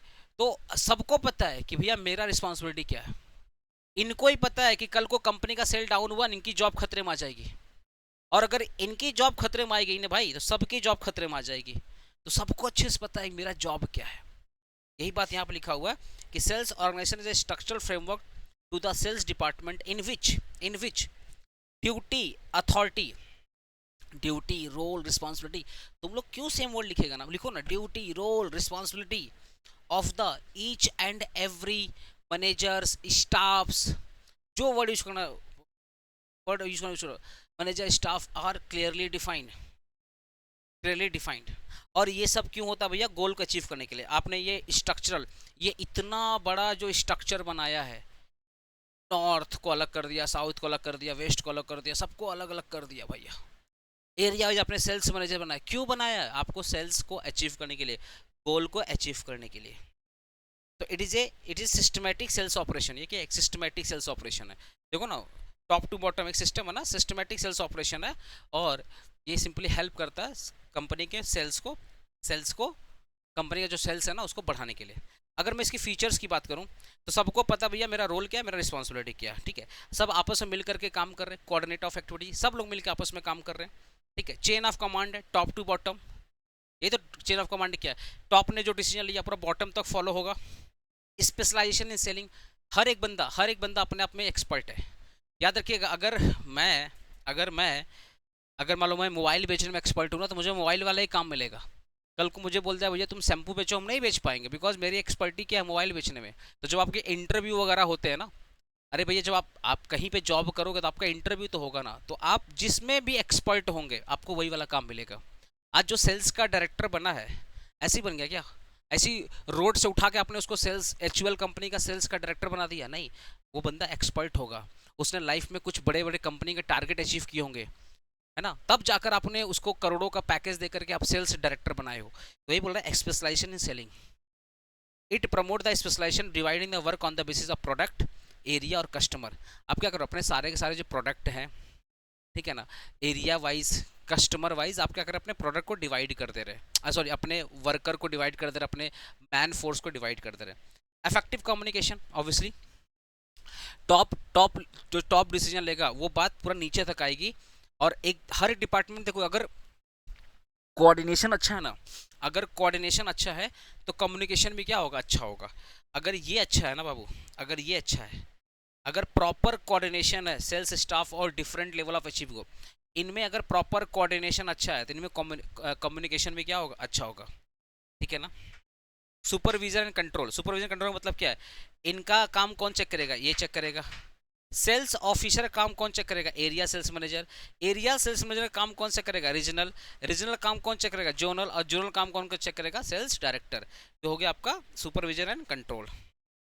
It help monitoring controlling the performance of the sales people. हर एक बंदे का परफॉर्मेंस को चेक किया जाएगा, नहीं जो सिर्फ ग्राउंड लेवल पे काम कर रहा है सिर्फ इसका ही परफॉर्मेंस नहीं चेक किया जाएगा, हर एक लेवल का परफॉर्मेंस चेक किया जाएगा, ठीक है। और लास्ट में बोला गया इफेक्टिव यूज ऑफ रिसोर्सेज। देखो एक चीज़ याद रखना, आपको ना अगर लंबा काम करना है तो आपको टीम बनाना पड़ेगा। जब आप एक प्रॉपर टीम खड़ा कर देते हो तो कम टाइम में आप ज़्यादा काम करते हो, कम पैसे में आप ज़्यादा काम करते हैं अगर टीम अच्छी है। वही अगर टीम बहुत बेकार है तो आपका पैसा ही वेस्ट होगा, आपका टाइम ही वेस्ट होगा। तो वही बोल रहा है it ensure proper utilisation of man power money time in the sales operation. अगर आपका सेल्स ऑर्गेनाइजेशन अच्छा है, आपकी हायरार्की बहुत अच्छी है, तो आपके पास जो मैन पावर है आप उसको बहुत अच्छे तरीके से यूटिलाइज करोगे। और मैन पावर अगर अच्छा हो गया ना, अगर मैन पावर अच्छा हो गया तो वो पैसा और समय दोनों को बहुत सही तरीके से इस्तेमाल करेगा, जिससे आपके ओवरऑल जो ऑब्जेक्टिव है वो क्या होगा, अचीव होगा। व्हाट आर द पर्पस या ऑब्जेक्टिव ऑफ सेल्स ऑर्गेनाइजेशन? भाई क्या है इसका ऑब्जेक्टिव, क्या है ऑब्जेक्टिव, क्या भैया, establish the authority and responsibility. हर एक स्टेज पर किसकी क्या क्या जिम्मेदारी है वो सेल्स ऑर्गेनाइजेशन बताता है। सेल्स डायरेक्टर की जिम्मेदारी क्या है ये सेल्स ऑर्गेनाइजेशन बताता है। एरिया वाले थे, एरिया वाले जो मैनेजर थे उनको पता भैया मेरा जिम्मेदारी क्या है। जो सेल्स ऑफिसर, जो टीम लीडर था, जो सेल्स ऑफिसर था, उसको ही पता मेरा जिम्मेदारी क्या है। तो सेल्स ऑर्गेनाइजेशन का वन ऑफ द ऑब्जेक्टिव है कि सबको बता दो भैया तुम्हारी क्या क्या जिम्मेदारी है, और उसके हिसाब से वो काम करेगा। आया वो सामने? हर इंसान को पता है भैया मेरी जिम्मेदारी क्या। अगर लेट से मैं सेल्स टीम हूँ, मैं अगर सेल्स टीम का हेड हूँ, मेरे अंदर 100 लोग काम कर रहे हैं, अगर मैं टीम लीड हूँ, है ना, अगर मैं टीम लीडर हूँ, मेरे अंडर अगर 100 सेल्स एग्जीक्यूटिव काम कर रहे हैं, जो लोग कस्टमर को सेल कर रहे हैं, तो मुझे अच्छे से पता है वो 100 लोगों से क्या काम करवाना है। और वो जो 100 लोग हैं, जो 100 पीपल मेरे अंडर काम कर रहे हैं, उनको ही पता है कि भैया वो क्या काम कर रहे हैं, ठीक है। उनको पता अगर वो टारगेट नहीं अचीव करेंगे तो जो सेल्स टीम का बंदा वो हमको नहीं छोड़ेगा। सेल्स टीम को बंदे को पता है कि अगर मैं टारगेट नहीं अचीव किया तो मेरे ऊपर जो बॉस है, जो एरिया सेल्स मैनेजर, वो नहीं छोड़ेगा। और एरिया सेल्स मैनेजर को पता है कि अगर मैं टारगेट नहीं अचीव किया, मैं अगर प्रोडक्ट को नहीं बेच पाया, तो मेरे ऊपर कौन बैठा हुआ, मेरे ऊपर कौन बैठा हुआ, आपका रीजनल, तो रीजनल हमको नहीं छोड़ेगा। तो सबको पता भैया मेरी मेरी मेरी क्या क्या जिम्मेदारी है। तो यही चीज बोला कि establish authority and responsibility. A sales organisation clearly define the duty, authority, responsibility of the every member of the sales team, top to bottom. जितने भी सेल्स टीम है, टॉप टू बॉटम जितने भी सेल्स टीम है, सबको पता भैया मेरा काम क्या है, मेरी जिम्मेदारी क्या है। कल को अगर मैं अपना जिम्मेदारी नहीं निभाता हूँ तो मेरे साथ क्या क्या हो सकता है वो भी पता है उनको। Coordination, efficient coverage, better customer service, ठीक है ना, सुपरविजन, कंट्रोल। एक चीज देख रहे हो, मैं लिख दे रहा हूँ, मैं यहाँ पे लिख दे रहा हूँ, सेम एज क्वेश्चन 4। आप बताओ ना, क्वेश्चन 4 में जो आपने पढ़ा वही सेम चीज़ है ना, जो आपने फीचर्स पढ़े, तो वही आपका ऑब्जेक्टिव है। तो आपने फीचर्स अगर पढ़ लिए तो ऑब्जेक्टिव में डाल देंगे। हेलो, क्या बोल रहा हूँ? या तो फीचर्स पूछेगा या तो ऑब्जेक्टिव पूछेगा, एक ठो याद कर लो ना। या तो फीचर्स पूछेगा या तो ऑब्जेक्टिव पूछ रहा है, एक ठो याद कर लो, वही डाल देना, ठीक है, ठीक है। इंपॉर्टेंस पूछेगा वही same, same as a question 4, same as a question 4। तो करेक्टरिस्टिक्स याद कर लो, कुछ भी पूछे, what are the features, what are the role, what are the importance, what are the purpose, what are the objective of sales organisation. भैया तुम कुछ भी पूछो ना, अरे तुम कुछ भी पूछो ना, हम वही लिखेंगे, हमको जो आता है। तो 6 7 8 पॉइंट याद कर लो, कुछ भी पूछेगा सेल्स ऑर्गेनाइजेशन से रिलेटेड, डेफिनेशन डाल देना, इंट्रो वाला डेफिनेशन डाल देना, और ये 6 7 8 पॉइंट डाल देना। तो अभी तक देखो ना, अभी तक हम लोग 6 क्वेश्चन कवर कर लिए, जिसमें इसमें से तुम 2 ही क्वेश्चन पढ़े हो। 6 क्वेश्चन अभी तक हम तुमको पढ़ा चुके हैं, उसमें से तुम 2 ही क्वेश्चन पढ़े हो, बाकी 4 क्वेश्चन तो फॉर्मेलिटी में, सेम है सेम है सेम है सेम है सेम है। तो 6 मत देखना, 2 ही देखना। अच्छा, general principles of sales organisation. भैया सेल्स ऑर्गेनाइजेशन का जनरल प्रिंसिपल क्या, पहला सुना, टॉप ने जो डिसीजन लिया वो बॉटम तक आएगा, इसको बोलते हैं principles of unity of command. इसको क्या बोलते हैं, principles of unity of command. Management पढ़ा था ना, principles, unity of command, unity of coordination, unity of coordination, वही चीज़ यहाँ पे भी है, वही चीज़ है। पहला पहला प्रिंसिपल्स क्या है, principles of unity of a objective. सारे डिपार्टमेंट सॉरी बोल दे, principles of unity of objective, इसका मतलब हो गया जितने भी सेल्स पर्सन्स है, चाहे वो छोटे लेवल में काम कर रहे हैं चाहे वो बड़े लेवल में काम कर रहे हैं, सबका एक ही गोल होना चाहिए, सेल्स टारगेट को अचीव करना। चाहे डायरेक्टर हो जो टॉप लेवल में बैठता हो, चाहे एक सिंपल सा एक नॉर्मल सा सेल्स पर्सन हो, दोनों का गोल क्या होना चाहिए? सेम होना चाहिए। जो टॉप लेवल में बैठा है उसका गोल और जो ग्राउंड लेवल में काम कर रहा है उसका गोल, सबका गोल क्या होना चाहिए? सेम होना चाहिए। That is called principles of unity of objective, principles of specialisation. जो जिस काम के लिए फिट बैठता है आप उसको वही काम दो। डायरेक्टर बहुत पढ़ा लिखा बंदा है, वो डिसीजन ले सकता है, वो बड़े बड़े कॉम्प्लेक्स सिचुएशन में डिसीजन ले चुका है, तो उसको वाला काम दो ना, उसको वाला काम दो। अब डायरेक्टर को तुम बोलोगे जाकर घर घर बेचे या कस्टमर से डील करे, नहीं कर पाएगा भाई, वो बहुत पढ़ा लिखा वेल एजुकेटेड पर्सन है, तो वो जिस काम के लिए डिजर्व करता है आप उसको वही काम दो ना। ऐसे ही सेल्स पर्सन, अगर लेट से मुझे शैम्पू का नॉलेज बहुत ज़्यादा है और कंपनी शैम्पू बेचती है, तो ऑब्वियसली कंपनी का दायित्व तो बनता है मुझे शैम्पू वाले फील्ड में डाले, क्योंकि मैं कस्टमर को प्रॉपरली एक्सप्लेन कर पाऊंगा कि इस शैम्पू का बेनिफिट क्या है, ठीक है, किस किस स्किन वाले को यूज करना चाहिए, मतलब किस हेयर क्वालिटी यूज करना चाहिए, किसको नहीं यूज करना चाहिए, उसका अल्टरनेटिव क्या हो सकता है। भाई मैं जिस जिस जिस फील्ड में मैं एक्सपर्ट हूँ ना, मैं उसी का नॉलेज दे पाऊंगा ना। अब आप देखो ना, आप किसी शोरूम में ढुकते हो, शोरूम तो एक फ्रिज वाले का एक फ्रिज का मान लो तुमने रिलायंस डिजिटल में गया होगा, ऐसा हो ही नहीं सकता तुम आज तक अभी रिलायंस डिजिटल में नहीं गया होगा ना। अब रिलायंस डिजिटल में ढुकेगा, देखना एक आईफोन का भी सेक्शन होता है, एक सैमसंग कंपनी का सेक्शन होता है, एक अदर एंड्रॉयड फ़ोन का सेक्शन होता है, एक फ्रिज का सेक्शन होता है, एक टीवी का सेक्शन होता है, एक वॉशिंग मशीन का सेक्शन होता है, एक माइक्रोवेव का सेक्शन होता है। आप एक चीज़ देखिएगा ना, जो बंदे होते हैं ना वो उसी, अब आईफोन वाला बंदा को तुम बोलोगे फ्रिज दिखा दो, नहीं दिखाएगा, बोलेगा भैया हम तो सिर्फ आईफोन बेचते हैं, आईफोन के रिगार्डिंग तुमको जो पूछना पूछो।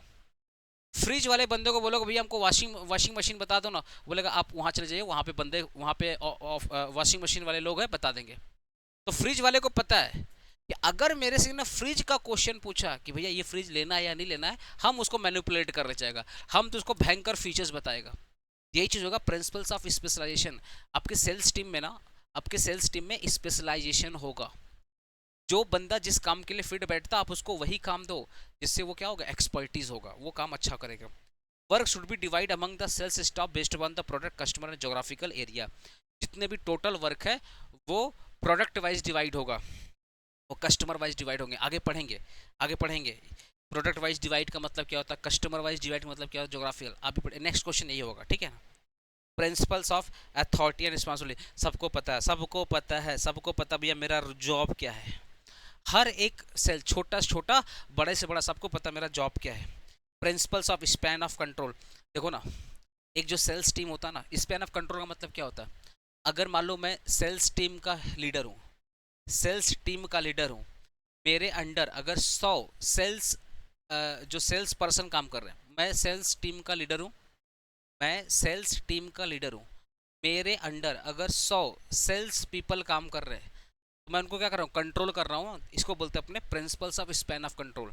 एक इंसान के अंदर कितने लोग काम कर रहे हैं, मैं सेल्स टीम का लीडर हूँ, मैं जो डिसीजन लूँगा वो 100 के 100 लोग मेरी बात को मानेंगे। इसको बोलते हैं principles of span of control, ठीक है। तो नंबर ऑफ सबॉर्डिनेट, मेरे अंदर में कितने लोग काम कर रहे थे? 100 लोग काम कर रहे थे, वही number of subordinate under a one manager, मेरे अंडर 100 लोग काम कर रहे थे। Should be reasonable so that effective supervision and control are maintained. तो यहाँ पे याद रखना, स्पैन ऑफ कंट्रोल का मतलब क्या है, हर एक इंसान के ऊपर कोई ना कोई बैठा है और हर एक इंसान किसी ना किसी के अंडर में काम कर रहा है, तो सबको एक दूसरे को जवाब देना है। तो ये हो गया स्पैन ऑफ कंट्रोल। इस principles of coordination, principles of efficiency, कि भैया सब लोग मिलकर काम करेंगे तो इफिशिएंसी क्या होगा? बढ़ेगा, ठीक है। प्रिंसिपल्स ऑफ बैलेंस, बस इतना पढ़ लीजिएगा, हो जाएगा।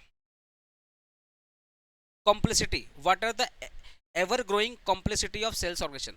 किसी भी सेल्स ऑर्गेनाइजेशन में कॉम्प्लेक्सिटी क्या होगी? सिंपल सी बात है भाई, अगर आपके कस्टमर बेस ज़्यादा है, अगर आपके कस्टमर बेस बहुत ज़्यादा है तो आपको बड़ी टीम लगेगी, और जब बड़ी टीम रहेगी तो वहीं भी प्रॉब्लम है।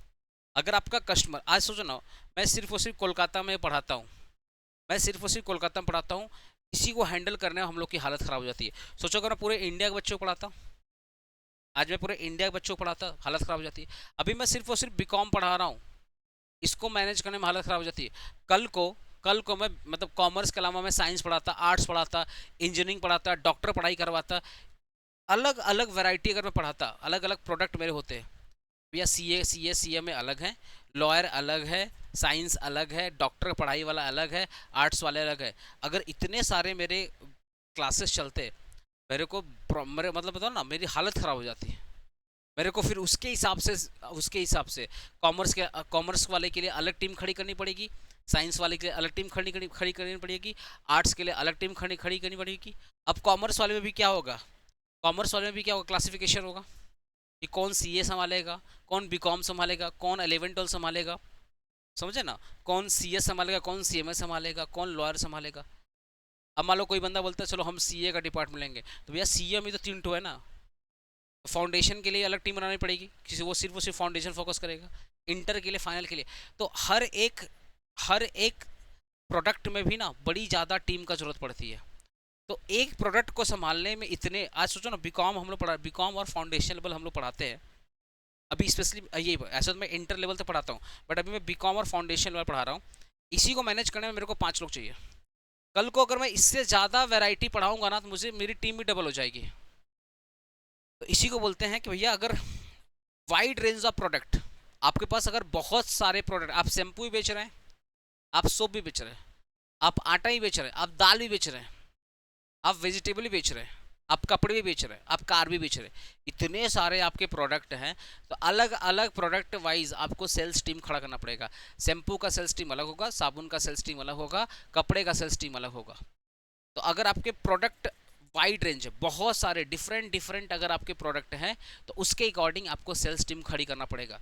सर ये इजी टास्क है, one of the toughest task है, one of the toughest task है। यही बोल रहा है कि प्रॉब्लम क्या है, कॉम्प्लेक्सिटी क्या, सेल्स ऑर्गेनाइजेशन का, कि जितने प्रोडक्ट उतनी टीम। ऐसा बिल्कुल नहीं होगा कि क्लोथ डिपार्टमेंट शैम्पू को भी संभाल लेगा, आटे को भी संभाल लेगा और कपड़े को भी संभाल लेगा, ऐसा नहीं होगा।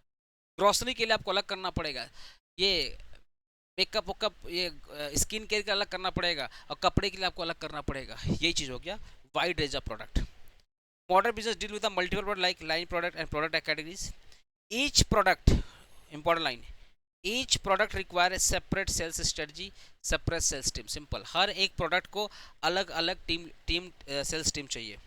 Expansion of the market area, अगर भैया सुनो ना, अगर आपका प्रोडक्ट पैन इंडिया में बिक रहा है, तो लोकल से लेकर के डिस्ट्रिक्ट वाइज से लेकर के स्टेट वाइज से लेकर के पूरे इंडिया तक आपके कस्टमर है। तो आपके लोकल कस्टमर भी हैं, आपके डिस्ट्रिक्ट लेवल में भी कस्टमर है, आपके स्टेट लेवल में भी कस्टमर है ना, हर एक स्टेट। अब आप बताओ, जो पंजाब के जो कस्टमर हैं, जो नागालैंड के कस्टमर है, क्या सबका टेस्ट सेम है? जो बंगाल के कस्टमर हैं, जो साउथ के कस्टमर है, क्या दोनों का टेस्ट सेम है? नहीं। तो अगर आपका एक्सपेंशन बहुत बड़ा है, तो आपको लोकल मार्केट से लेकर के नेशनल लेवल तक के मार्केट, मतलब लोकल मार्केट का जो लोकल मार्केट है उसका जो टेस्ट एंड प्रेफरेंस है, और जो दिल्ली का कस्टमर है उसका जो टेस्ट प्रेफरेंस, दोनों अलग है। तो आपको लोकल मार्केट से लेकर के नेशनल मार्केट तक हर टाइप के कस्टमर से डील करना है, हर टाइप के कंपटीटर से डील करना है, हर टाइप के नीड को समझना पड़ेगा, और उसके हिसाब से प्राइस लॉन्च करना पड़ेगा, उसके हिसाब से प्रोडक्ट लॉन्च करना पड़ेगा। देखो ना, now business operate in the regional, national, even in the international market. Each market has different customer need, culture and preference and purchasing capacity, which increase the complexity of the organization. हर एक market, चाहे वो local market हो, चाहे वो national market है, चाहे वो international market हो, हम हर कस्टमर अलग है, उनकी नीड अलग है, उनका टेस्ट एंड प्रेफरेंस अलग है, उनका इनकम अलग है। तो आपको उनके अकॉर्डिंग प्लानिंग करना पड़ेगा, उनके अकॉर्डिंग प्रोडक्ट लॉन्च करना पड़ेगा। तो एक्सपेंशन ऑफ मार्केट एरिया, ठीक है ना। राइजिंग द इंटेंस कैपेसिटी, अब सोचो ना, आप लोकल से लेकर के इंटरनेशनल हो, कितना आपको कंपटीशन लेना पड़ेगा। लोकल से लेकर के, आज देखो ना, आज मैं अगर तुमको परफेक्ट एग्जांपल दे रहा हूँ, हम देखो ना, कोलकाता में एक गणेश बोलकर बहुत फेमस ब्रांड है, गणेश का आटा आता है, सब जानता है। कोलकाता में गणेश बोल करके बहुत फेमस ब्रांड, गणेश का आटा। अब आप बताओ ना, ये जो आपकी आईटीसी कंपनी है, आईटीसी कंपनी, इसका भी एक आटा आता है आशीर्वाद बोल करके, आता है ना। ऐसे फॉर्चून का भी आटा आता है। ये तो ग्लोबली है। आईटीसी तो भैया इंडिया में बेच रहा है, इंडिया के बाहर ही बेच रहा है। मतलब आईटीसी को तो लोकल कंपटीटर से भी लड़ना है। अब आईटीसी मान लो आईटीसी आशीर्वाद बेच रहा है, ठीक है। फॉर्चून का आटा आता है, जो हमारी अडानी की कंपनी है फॉर्चून, ठीक है। तो ये तो भैया लोकल मार्केट से भी कंपटीशन कर रहे हैं। इनका कंपटीशन कौन है कोलकाता में? ऑब्वियसली गणेश जो आटा है, इनका कंपटीशन है। तो इनको लोकल मार्केट्स भी लड़ना है, इनको देश के जो नेशनल लेवल पे जो मार्केट है, मतलब जो स्टेट लेवल पे जो कंपटीटर है, जो नेशनल लेवल पे कंपटीटर है, और ऑब्वियसली देश के बाहर जिस देश में बेच रहे हैं वहां भी इनको लड़ना है। तो rise in intensity of the competition. अगर आपका कस्टमर बेस ज़्यादा है, अगर आपका कस्टमर बेस ज़्यादा है तो आपके कंपटीटर भी क्या होंगे, ज़्यादा होंगे। That is the complexity. Complexity देखो, कॉम्प्लेक्सिटी अराइज कब होगी, जब आप एक लार्ज स्केल पे बिजनेस कर रहे हो। अगर आप छोटे स्केल पे बिजनेस करोगे तो कॉम्प्लेक्सिटी कम होगी। आज मैं 10 बच्चा पढ़ाऊँ, मैं 10 को 10 का नाम जानूंगा, इजिली मैनेज कर पाऊंगा। आज मैं 1000 बच्चा पढ़ाता हूँ, मेरा हालत खराब हो जाता। एग्जाम के टाइम पे हम लोग डाउट नहीं सॉल्व करते, ये तो सीसेफ वाले अच्छे डाउट कम सॉल्व करते। पुराने जो सीबीसीएस वाले स्टूडेंट थे ना, हम रो देते थे डाउट सॉल्व कराने में। बिलीव करो, बिलीव करो, पूछ लेना, 1000 बच्चे में हालत खराब हो जाती है हम लोगों की। तो आप सोचो ना, जो लोग लाखों लाखों कस्टमर संभाल रहे हैं वो कैसे डील करते होंगे। ठीक है, changing the customer expectation. Obviously चाहे लोकल कस्टमर हो, चाहे नेशनल लेवल कस्टमर हो, चाहे इंटरनेशनल कस्टमर हो, हमेशा उसके नीड चेंज हो रहे हैं, उसके जो टेस्ट एंड प्रेफरेंस है वो चेंज हो रहे हैं, उसकी जो इनकम है वो चेंज हो रही है। तो आपको उसके हिसाब से नए नए प्रोडक्ट लॉन्च करना पड़ेगा, उसके हिसाब से नए नए मार्केटिंग करना पड़ेगा। तो दीज आर द कॉम्प्लेक्सिटी। यही तो प्रॉब्लम फेस कर रहे हो। पहला प्रॉब्लम क्या फेस कर रहे हो, आपके डिफरेंट डिफरेंट प्रोडक्ट है तो आपको अलग अलग मार्केटिंग करना पड़ेगा। आपका सिंगल मार्केटिंग टीम से कुछ नहीं होगा, जितने प्रोडक्ट उतनी मार्केटिंग टीम। अगर आपका एक्सपेंशन एरिया बहुत बड़ा है तो आपको उसके हिसाब से आपको मार्केटिंग टीम लगेगा। लोकल के लिए अलग लगेगा, देश के लिए अलग लगेगा, देश के बाहर के अलग लगेगा। अगर आपका ऑब्वियसली पैन इंडिया कस्टमर ज़्यादा है तो कंपटीटर भी ज़्यादा होंगे। तो लोकल कस्टमर को कैसे डील करना है, लोकल कंपटीटर को कैसे डील करना, आपको सब कुछ सेल्स मैनेजमेंट सीखना पड़ेगा। और कस्टमर का जो नीड है वो टाइम टू टाइम क्या हो रहा है, चेंज हो रहा है। तो आपको उसके हिसाब से भी अपने ऑफर को चेंज करना पड़ेगा, अपने प्रोडक्ट में चेंजेस लाना पड़ेगा, स्ट्रेटजी में चेंजेस लाना पड़ेगा।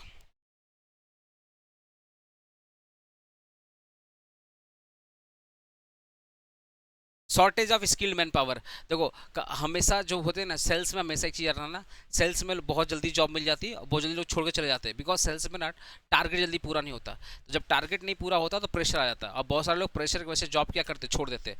तो हमेशा सेल्स एक ऐसा फील्ड है ना जहाँ पे हमेशा वैकेंसी रहती है, बिलीव करो। तो वही बोल रहा है, finding and retaining the efficient sales people become the challenge. क्योंकि आज आप मेरे को हायर करते हो कि अभिषेक पांडे चलो तुम 1000 पीस बेच दो, अब बेच दोगे तो तुमको ये कमीशन मिलेगा, बोनस मिलेगा। भैया अगर हम बेच दिए ना तो मेरा आरती होगा, कल को नहीं बेच पाया ना लात मार के भगा देगा ये लोग। तो यही बोला, shortage of skilled man power. Sales ऐसा डिपार्टमेंट है ऑलवेज वैकेंसी रहती है इसमें, ठीक है ना।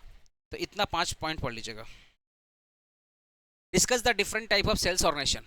सेल्स ऑर्गेनाइजेशन, पहला जो सेल्स ऑर्गेनाइजेशन है उसको बोलते हैं लाइन सेल्स ऑर्गेनाइजेशन। लाइन मतलब वही टॉप टू बॉटम। लाइन का मतलब क्या हो गया, अरे लाइन सेल्स ऑर्गेनाइजेशन का मतलब क्या हो गया, देखो ना यहाँ पे, top to bottom straight line, top to bottom. जैसे मैं एग्जांपल इसका बना दे रहा हूँ, ये मान लो सेल्स डायरेक्टर है, ये मान लो कंपनी का सेल्स डायरेक्टर है, इसने सेल्स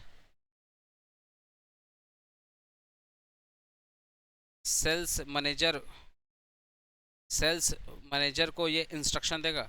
ये किसको देगा, ये किसको देगा, सेल्स मैनेजर किसको देगा, सेल्स ऑफिसर को देगा।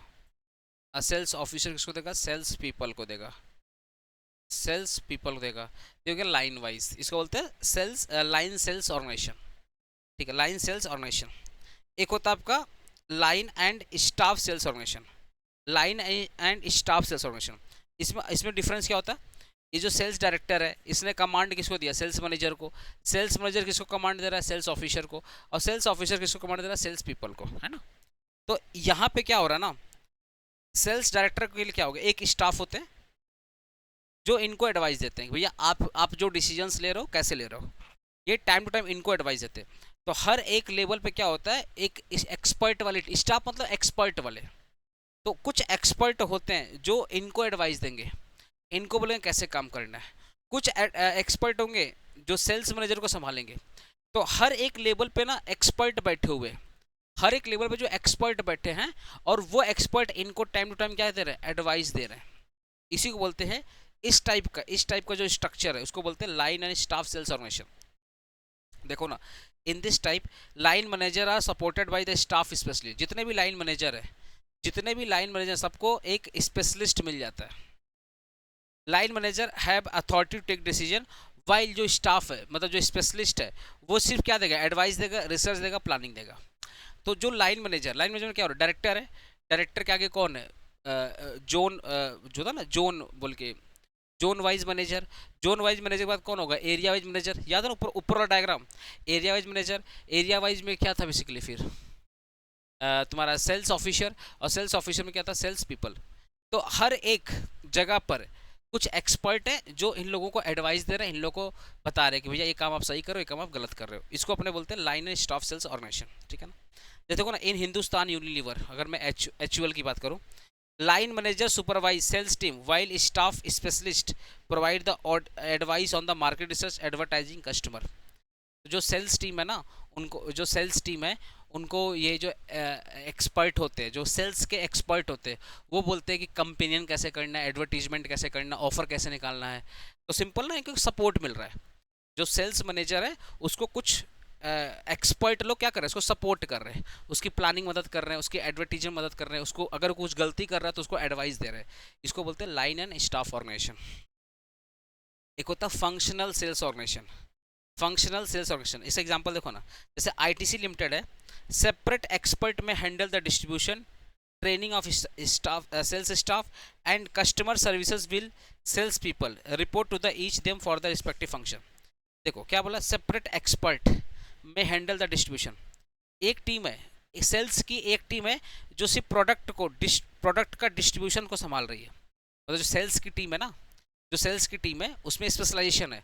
कुछ लोग डिस्ट्रीब्यूशन संभाल रहे हैं, कुछ लोग ट्रेनिंग दे रहे हैं, जो सेल्स के स्टाफ हैं वो उसको ट्रेनिंग दे रहे हैं, कुछ लोग कस्टमर सर्विस दे रहे हैं, मतलब कस्टमर मतलब जो कस्टमर से डील कर रहे हैं।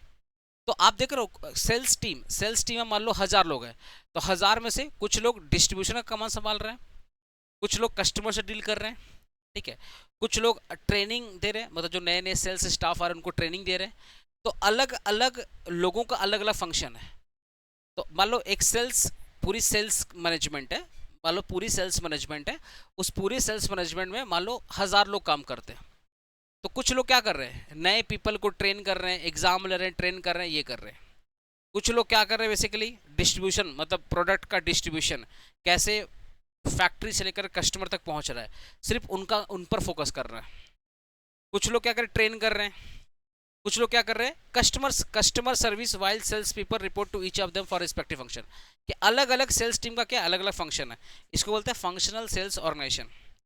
Here authority is divided according to the function, each specialist handle one particular function as a recruitment. कोई रिक्रूटमेंट संभाल रहा है, कोई ट्रेन कर रहा है, कोई डिस्ट्रीब्यूशन संभाल रहा है, कोई कस्टमर सर्विस संभाल रहा है। जो एक्सपर्ट है ना, क्या बोल रहा है, ईच स्पेशलिस्ट, जो आपके स्पेशलिस्ट हैं वो अलग अलग डिपार्टमेंट, कोई ट्रेनिंग डिपार्टमेंट संभाल कर रखा है, कोई डिस्ट्रीब्यूशन डिपार्टमेंट संभाल कर रखा है, कोई कस्टमर सर्विस डिपार्टमेंट को संभाल कर रखा है, ठीक है। देखो आपका प्रोडक्ट बेस्ड सेल्स ऑर्गेनाइजेशन। अभी मैं नेशनल इंडिया की बात करूं, नेशनल इंडिया का मतलब 3 फेमस प्रोडक्ट है, एक मैगी, एक नेस्कैफे और एक है किटकैट। तो एक सेल्स टीम है जो मैगी को संभाल रही है, एक सेल्स टीम है जो नेस्कैफे जो कॉफ़ी वगैरह उनको संभाल रही है, और एक टीम है जो चॉकलेट जो किटकैट उसको संभाल रही है। इसको बोलते हैं प्रोडक्ट वाइज सेल्स ऑर्गेनाइजेशन। कि आपके प्रोडक्ट अलग है तो आपकी सेल्स की जो टीम होगी वो भी अलग होगी। एक होता है कस्टमर बेस्ड सेल्स ऑर्गेनाइजेशन। अब कस्टमर बेस्ड सेल्स ऑर्गेनाइजेशन का बेस्ट एग्जांपल दूं, मारुति सुजुकी। इसके ना डिफरेंट सेल्स टीम है। कुछ लोग इंडिविजुअल, मतलब मेरे और आप, मतलब इनके शोरूम में जाएंगे ना तो कुछ लोग मेरे और आपसे डील करेंगे, ठीक है। इनके कुछ सेल्स टीम होते हैं ना जो कॉर्पोरेट बायर्स होते हैं, मतलब जो कॉर्पोरेट बड़ी बड़ी कंपनी को, जैसे मान लो रिलायंस कंपनी है। अब रिलायंस कंपनी अगर अपने लिए कार खरीदेगी तो भैया 1-2 तो नहीं खरीदेगी, कम से कम वो हजार पीस खरीदेगी या 500 पीस कार खरीदेगी। तो मारुति सुजुकी की जो सेल्स टीम है, कुछ लोग पब्लिक से डील करते हैं, कुछ लोग बड़ी बड़ी कंपनी से डील करते हैं, सर इस कंपनी में कितना कार लगेगा, ठीक है। और गवर्नमेंट कॉन्ट्रैक्ट, ऑब्वियसली गवर्नमेंट, देखो याद रखना गवर्नमेंट बहुत चालाक है, गवर्नमेंट कभी भी कार खरीदती नहीं, कॉन्ट्रैक्ट पे लेती है, उसको सस्ता पड़ता है। तो मारुति क्या कर रही है, मारुति अपने सेल्स टीम को डिवाइड कर दी है। एक सेल्स टीम को बोलती है भैया तुम गवर्नमेंट को बेचो, एक सेल्स टीम को बोलती है तुम कॉर्पोरेट जो बड़े बड़े बिजनेस है ना आप उनको सेल करो, और एक टीम को बोलती है तुम पब्लिक को बेचो। इसको बोलते हैं customer based sales organization. Customer, एक होता है आपका जोग्राफिकल, जोग्राफिकल साउथ का, एक एक सेल्स टीम है जो साउथ को संभाल रही है, कोई नॉर्थ को संभाल रहा, कोई ईस्ट को संभाल रहा। जो मैंने फर्स्ट एग्जांपल दिया था सेल्स ऑर्गेनाइजेशन का, जो मैंने फर्स्ट एग्जांपल दिया था वो था आपका ये वाला जोग्राफिकल, कि अलग अलग एरिया वाइज आपने सेल्स टीम को क्या कर दिया, डिवाइड कर दिया। ठीक है, sales people are appointed specific geographical area, area wise appoint होंगे।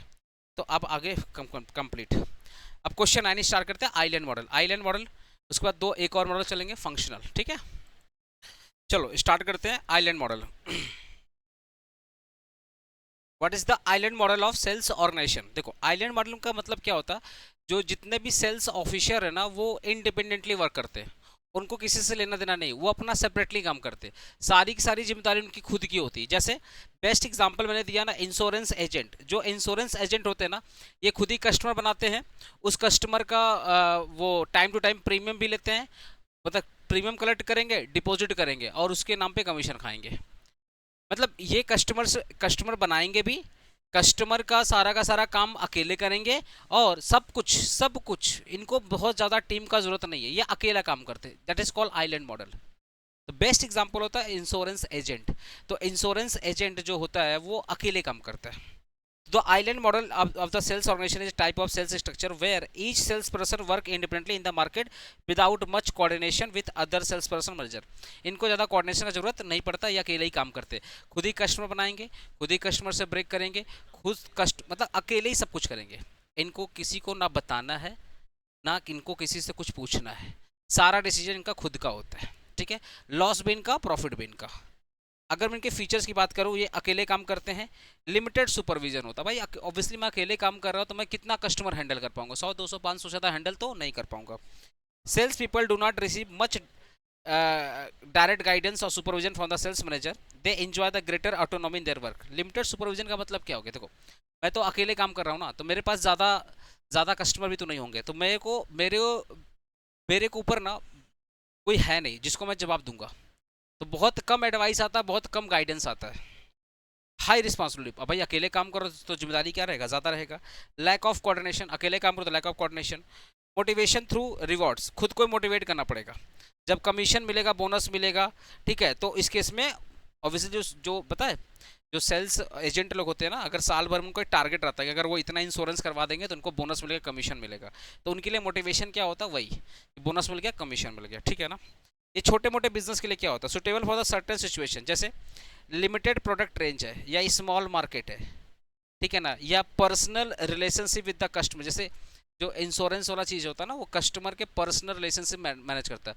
हम लोग इंश्योरेंस उसी से करवाते हैं जो जान पहचान का है, क्योंकि कल को दिक्कत होगा तो उसी को पकड़ेंगे, भाई क्या हुआ, पैसा नहीं आया। तो इस टाइप के बिजनेस के लिए ये सुटेबल होता है। मतलब जो बिजनेस के पास बहुत लिमिटेड प्रोडक्ट है, या छोटे मोटे बिजनेस हैं, या जो कस्टमर पर्सनल रिलेशनशिप पे बेस्ड है, जैसे इंश्योरेंस, वो ना रिलेशनशिप पे बेस्ड धंधा है, तो इस केस में ये सब बिजनेस में ये एप्लीकेबल होगा। ठीक है ना। अगर मैं फंक्शनल की बात करूं, इसका एडवांटेज डिसएडवांटेज देखो। फंक्शनल का मतलब क्या हो गया, जैसे मान लो मेरे पास 100 लोग हैं, तो कुछ लोग मान लो मेरे पास 100 की सेल्स टीम है, मान लो मेरे पास सेल्स में टोटल 100 लोग हैं, तो कुछ लोग क्या कर रहे हैं, कुछ लोग रिक्रूटमेंट कर रहे हैं, मतलब रिक्रूटमेंट कर रहे हैं, कुछ लोग सिलेक्शन कर रहे हैं, कुछ लोग उसको ट्रेन कर रहे हैं। ठीक है, कुछ लोग डिस्ट्रीब्यूशन, प्रोडक्ट मतलब फैक्ट्री से लेकर के कस्टमर तक कैसे मिल रहा है, डिस्ट्रीब्यूशन का काम संभाल रहे हैं। कोई टीम है जो फ्रंट मतलब कस्टमर से डायरेक्ट कांटेक्ट करके उनको सेलिंग कर रही है, कोई बैकएंड में काम कर रही है, मतलब आफ्टर सेल सर्विस काम कर रही है। तो इसको बोलते हैं फंक्शनल, इसको क्या बोलते हैं, फंक्शनल सेल्स ऑर्गेनाइजेशन। ठीक है ना। यहाँ पे जो सेल्स फोर्स होती है ना, divide according to specific function और एक्टिविटी। जैसे in this model each specialist given authority to over a particular function, such as recruitment. कुछ लोग रिक्रूटमेंट मतलब रिक्रूटमेंट कर रहे हैं, कुछ लोग रिक्रूटमेंट कर रहे हैं, कुछ लोग रिक्रूटमेंट किए हुए बंदे को ट्रेन कर रहे हैं, कुछ लोग का काम है सिर्फ एडवर्टाइजिंग करना है, कुछ लोगों का काम है भैया फैक्ट्री से लेकर कस्टमर तक सामान पहुंचाना, डिस्ट्रीब्यूशन का काम है, और कुछ लोग कस्टमर को सर्विस दे रहे हैं, चाहे वो फ्रंट में आकर दे रहे हैं, वो तो डायरेक्ट कस्टमर को सर्विस दे रहे हैं, चाहे वो आफ्टर सेल सर्विस दे रहे हैं। मतलब ये सेल्स टीम का ही पार्ट है। ये सारे के सारे लोग सेल्स टीम के पार्ट है, पर अपना अपना इनका अपना अपना क्या है फंक्शन डिसाइड है। मान लो मैं सिर्फ और सिर्फ मार्केटिंग करूंगा, तो नए नए ऑफर लिखूंगा, नए नए ईमेल कस्टमर को ईमेल करूंगा, ऑफर करूंगा, online social media digital marketing, मैं सिर्फ ये कर रहा हूँ। कुछ लोगों का काम है ट्रांसपोर्टेशन का काम है कि भैया फैक्ट्री से माल कहाँ तक जाए, कस्टमर तक जाए। कुछ लोगों का काम है कि मैं कस्टमर से डायरेक्टली सेल करूंगा। तो अलग अलग सेल्स टीम का क्या अलग अलग फंक्शन है। Okay, obviously division of work होता है। अगर मैं फीचर्स की बात करूं, इसमें क्या होता है, डिवीजन ऑफ वर्क होता है, अथॉरिटी होती है। अगर मैंने लेट से मार्केटिंग का काम लिया है तो सारी की सारी मार्केटिंग की जिम्मेदारी मेरे पास रहेगी, तो मुझे ही जवाब देना पड़ेगा। Multiple supervision obviously. अब याद रखना, अगर आपका डिवीज फंक्शन वाइज अगर आपका डिवीजन हुआ है तो आप कोई छोटी मोटे कंपनी नहीं होंगे, बड़ी कंपनी होंगे। तो अगर मेरे ऊपर भी कोई बैठा है जो मुझे उसको जवाब देना पड़ेगा, और उसके ऊपर भी कोई बैठा है जो उसको जवाब देना पड़ेगा। याद करो, डायरेक्टर याद है तुमको, डायरेक्टर याद है ना, डायरेक्टर जोन बेसिस, फिर रीजन बेसिस, फिर एरिया बेसिस। तो हर एक इंसान के ऊपर कोई ना कोई बैठा है जिसको आपको जवाब देना पड़ेगा। Focus on the specialization. अगर मैं मार्केटिंग करूँ तो अगर मैं सिर्फ और सिर्फ मार्केटिंग पर फोकस किया हूँ तो मैं सिर्फ और सिर्फ मार्केटिंग फोकस करूँगा। कोई अगर सिर्फ और सिर्फ कस्टमर को सर्विस दे रहा है तो उनका पूरा का पूरा फोकस क्या है, कस्टमर पे है। ओके, आप एडवांटेज देख पढ़ लीजिएगा और डिसएडवांटेज इसका थोड़ा पढ़ लीजिएगा। एडवांटेज क्या है, जैसे पहला स्पेशलाइजेशन है, इफिशिएंसी उससे बढ़ जाती है क्योंकि आप लिमिटेड काम कर रहे हैं ना, लिमिटेड काम कर रहे हैं। तो मेरी फीस, अगर मैं दिन भर कस्टमर को डील कर रहा हूँ तो मेरा फोकस क्या है, कस्टमर पे। तो डील करते करते आइडिया हो गया भैया कस्टमर से कैसे डील करना है, ठीक है ना। डील करते करते आइडिया हो गया कस्टमर को कैसे डील करना है, ठीक है। Improve the quality of decision due to the expert guidance. Obviously इसके यहाँ पे मैं क्या, यहाँ पे मैं मेरे पीछे कोई ना कोई है तो जो मुझे प्रॉपर गाइडेंस प्रोवाइड कर रहा है, तो इसके से मेरी जो एफिशिएंसी है बढ़ेगी। Allow better planning and execution of sales function, मैंने पढ़ाया था ना, स्टाफ एंड सेल ऑर्गेनाइजेशन। तो यहाँ पे याद रखिए, जब बड़े बड़े बिजनेस होते हैं ना तो वहाँ पे आपको स्टाफ एंड लाइन ऑर्गेनाइजेशन होता है। हर एक फंक्शन के पीछे कोई एक्सपर्ट होता है जो प्रॉपरली एडवाइस देता है। जैसे मान लो मैं मार्केटिंग कर रहा हूँ तो मेरे लिए एक एक्सपर्ट बैठा है जो टाइम टू टाइम मुझे एडवाइस दे रहा है, टाइम टू टाइम मुझे एडवाइस दे रहा है कि कैसे कैसे मुझे मार्केटिंग करना है, कहाँ पे करना है, किस वक्त करना है। इससे क्या होगा, मैं बेटर अपने सेल्स प्लानिंग को एग्जीक्यूट कर पाऊंगा। डिसएडवांटेज क्या होगा, क्रिएट कन्फ्यूजन। अब ज़्यादा लोग हैं तो भाई कन्फ्यूजन हो सकता है, ठीक है ना। Reduce the unity of command. Sir इसका मतलब क्या है, reduce the unity of command. अब इसमें प्रॉब्लम क्या हो जा रहा है ना, इसमें सबसे बड़ी प्रॉब्लम क्या है कि हर बंदा अपना अपना काम लेकर बैठा हुआ है, ठीक है ना। तो बोला reduce the unity of command विच में अफेक्ट द डिसिप्लिन। अब मान लो मैं मार्केटिंग कर रहा हूँ, अब मान लो कोई एक बंदा जो कस्टमर से डील कर रहा है, तो ऊपर से बात आते आते हम तक जो बात आ रही है, मान लो जो टॉप लेवल से कोई डिसीजन लिया गया वो हमारे तक आने एक तो डिले होगा, तो एक डिसएडवांटेज होगा कि डिले डिसीजंस होंगे, है ना। और इस केस में ना जो यूनिटी ऑफ कमांड है वो कम देखा जाएगा। Difficult to coordinate the different function smoothly. Obviously इतने सारे होता है ना, अगर आप एक हाथ, मतलब ये दो हाथ है, दो हाथ से अगर आप 10 बॉल उछालोगे तो आप सारे बॉल तो नहीं पकड़ पाओगे। वही चीज़ है कि आप इतने सारा फंक्शंस, आप इतने सारे डिपार्टमेंट एक साथ काम कर रहे हैं तो थोड़ा डिफिकल्ट होगा। नॉट सुटेबल बोले नहीं, बड़े बिजनेस के लिए नॉट सुटेबल पड़ता है स्मॉल ऑर्गेनाइजेशन, ठीक है। What is the sales organization structure, same as question 4। जो क्वेश्चन 4 में पढ़े थे ना अपने, जो डायग्राम बनाया था मैंने, याद है, एरिया सेल्स, एरिया बोल रहा हूँ, जो सेल्स डायरेक्टर था वो डिवाइड किया था सेल्स फंक्शन, मतलब जोन वाइज, फिर रीजन वाइज, फिर एरिया वाइज, फिर आपका बेसिकली था सेल्स पर्सन्स, फिर उसके अंदर क्या था, सेलिंग।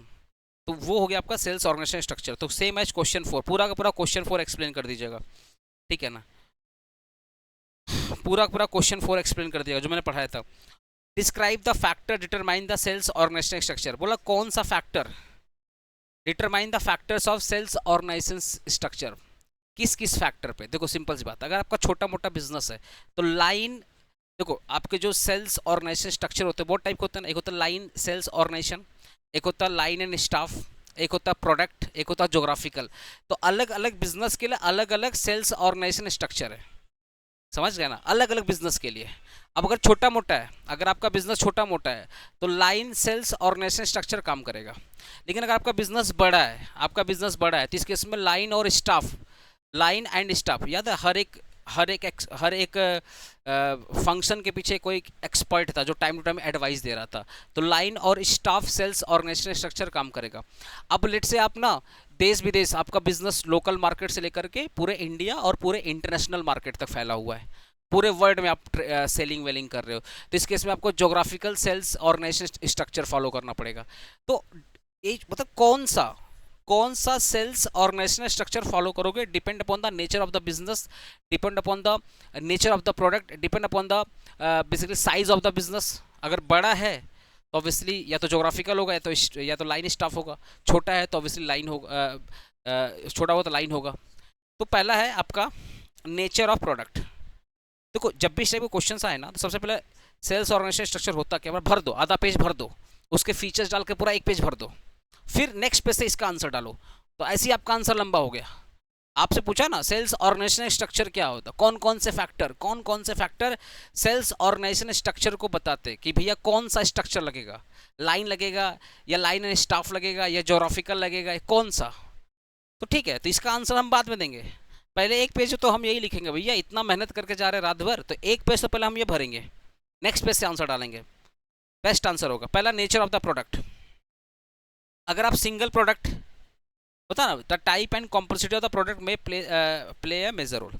सिंपल प्रोडक्ट है विथ यूनिफॉर्म फीचर्स, अगर सिंपल प्रोडक्ट है सबका फीचर्स बराबर है तो लाइन से काम हो जाएगा। लाइन क्या होता है, सबसे इजी होता है ना कि वहाँ पे सेल्स, लाइन का मतलब समझ गए, टॉप टू बॉटम। एक सेल्स मैनेजर है, वो सेल्स टीम को ऑर्डर देगा, और सेल्स टीम किसको ऑर्डर देगा, सेल्स एग्जीक्यूटिव, मतलब जो फील्ड में काम कर रहे हैं, जो सेल्स पर्सन होते हैं उनको कर देगा। अगर आपका सिंपल प्रोडक्ट, एक प्रोडक्ट है या दो प्रोडक्ट है, सारे के सारे फीचर सेम है तो लाइन।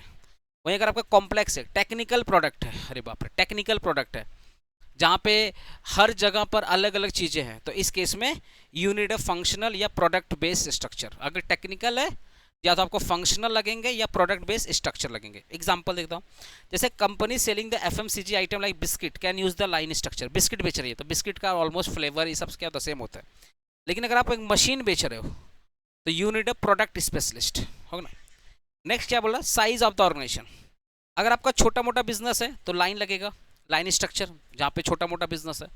अगर छोटा मोटा बिजनेस है तो लाइन स्ट्रक्चर लगेगा, समझ गए ना, छोटा मोटा बिजनेस है, क्योंकि वहाँ पे क्या टॉप टू बॉटम चीज़ें जा रही हैं। लेकिन अगर आपका बड़ा बिजनेस है भैया, जहाँ पे आप मल्टीपल प्रोडक्ट बेच रहे हो, मतलब आप तेल साबुन शैम्पू कपड़े से लेकर के सब कुछ बेच रहे हो, मशीन तक आप बेच रहे हो, और डिफरेंट रीजन में बेच रहे हो, तो इस केस में आपको लाइन स्टाफ या आपके ऊपर फंक्शनल लग जाएगा, या आपके ऊपर लेट से लग जाएगा, आपका प्रोडक्ट बेस लग जाएगा, कुछ भी लग सकता है। तो मतलब अगर आपका कॉम्प्लेक्स, सिंपल अगर आपका कॉम्प्लेक्स है, इस केस में आपके प्रोडक्ट बेस सेल्स स्ट्रक्चर लग सकता है, या line and staff base sales structure लग सकता है, या आप बहुत ज़्यादा एरिया मतलब इंडिया के बाहर भी कर रहे हो तो आपके पास जोग्राफिकल बेस स्ट्रक्चर लग सकता है। तो क्या size of the organization. Market size भैया लोकल मार्केट में है, लोकल मार्केट में तो लाइन, बड़े मार्केट में पूरे across the region, across the country, तो जोग्राफिकल या territory sales organization. Type of the customer, when the business deal with the different type customers जैसे wholesaler, retailer or industrial buyer और government agency, a customer based structure business suitable। Customer पढ़े थे ना अभी, Maruti Suzuki जो मैंने example दिया था, मारुति सुजुकी वाला, कि गवर्नमेंट के लिए उनका अलग सेल्स डिपार्टमेंट है, कॉर्पोरेट के लिए अलग सेल्स डिपार्टमेंट है, और आम पब्लिक के लिए अलग सेल्स डिपार्टमेंट है। ये होगा टाइप्स ऑफ कस्टमर, ठीक है ना। एक हो गया nature of competition. In highly competitive market, sales organization must be flexible, specialized and responsive to change the customer need, which influence the choice of the customer। तो एक कंपटीशन पे आपका सेल्स ऑर्गेनाइजेशन, आपका जो सेल्स ऑर्गेनाइजेशन स्ट्रक्चर है वो भी depend करता है कंपटीशन। जैसे जैसे कस्टमर, जैसे जैसे कंपटीशन चेंज हो रहा है, जैसे जैसे चैलेंजेस आ रहे हैं, उसके हिसाब से आपके जो सेल्स ऑर्गेनाइजेशन स्ट्रक्चर वो भी चेंज होते रहेंगे, ठीक है। अब नेक्स्ट क्वेश्चन आते हैं, discuss the common problem associated with the discuss the common problem associated with the structuring the sales organization। कि बोला भैया जो सेल्स ऑर्गेनाइजेशन है ना, जो सेल्स ऑर्गेनाइजेशन है इसके रिगार्डिंग प्रॉब्लम्स क्या, ऑब्स्टेकल्स क्या है।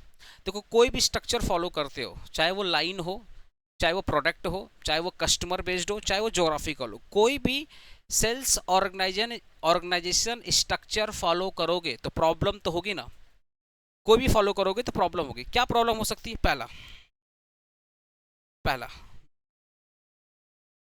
कॉन्फ्लिक्ट ऑफ अथॉरिटी, ठीक है। Sometime sales people receive instruction from more than one superior, specially in the functional या कंबाइंड स्ट्रक्चर। मैं एग्जांपल दे रहा हूँ, मान लो मैं मार्केटिंग डिपार्टमेंट था, तो अब मार्केटिंग डिपार्टमेंट जो होते हैं ना, वो डील करते हैं आपके, किससे डील करते हैं? Production department. अब प्रोडक्शन डिपार्टमेंट डील करता है किससे? Store department.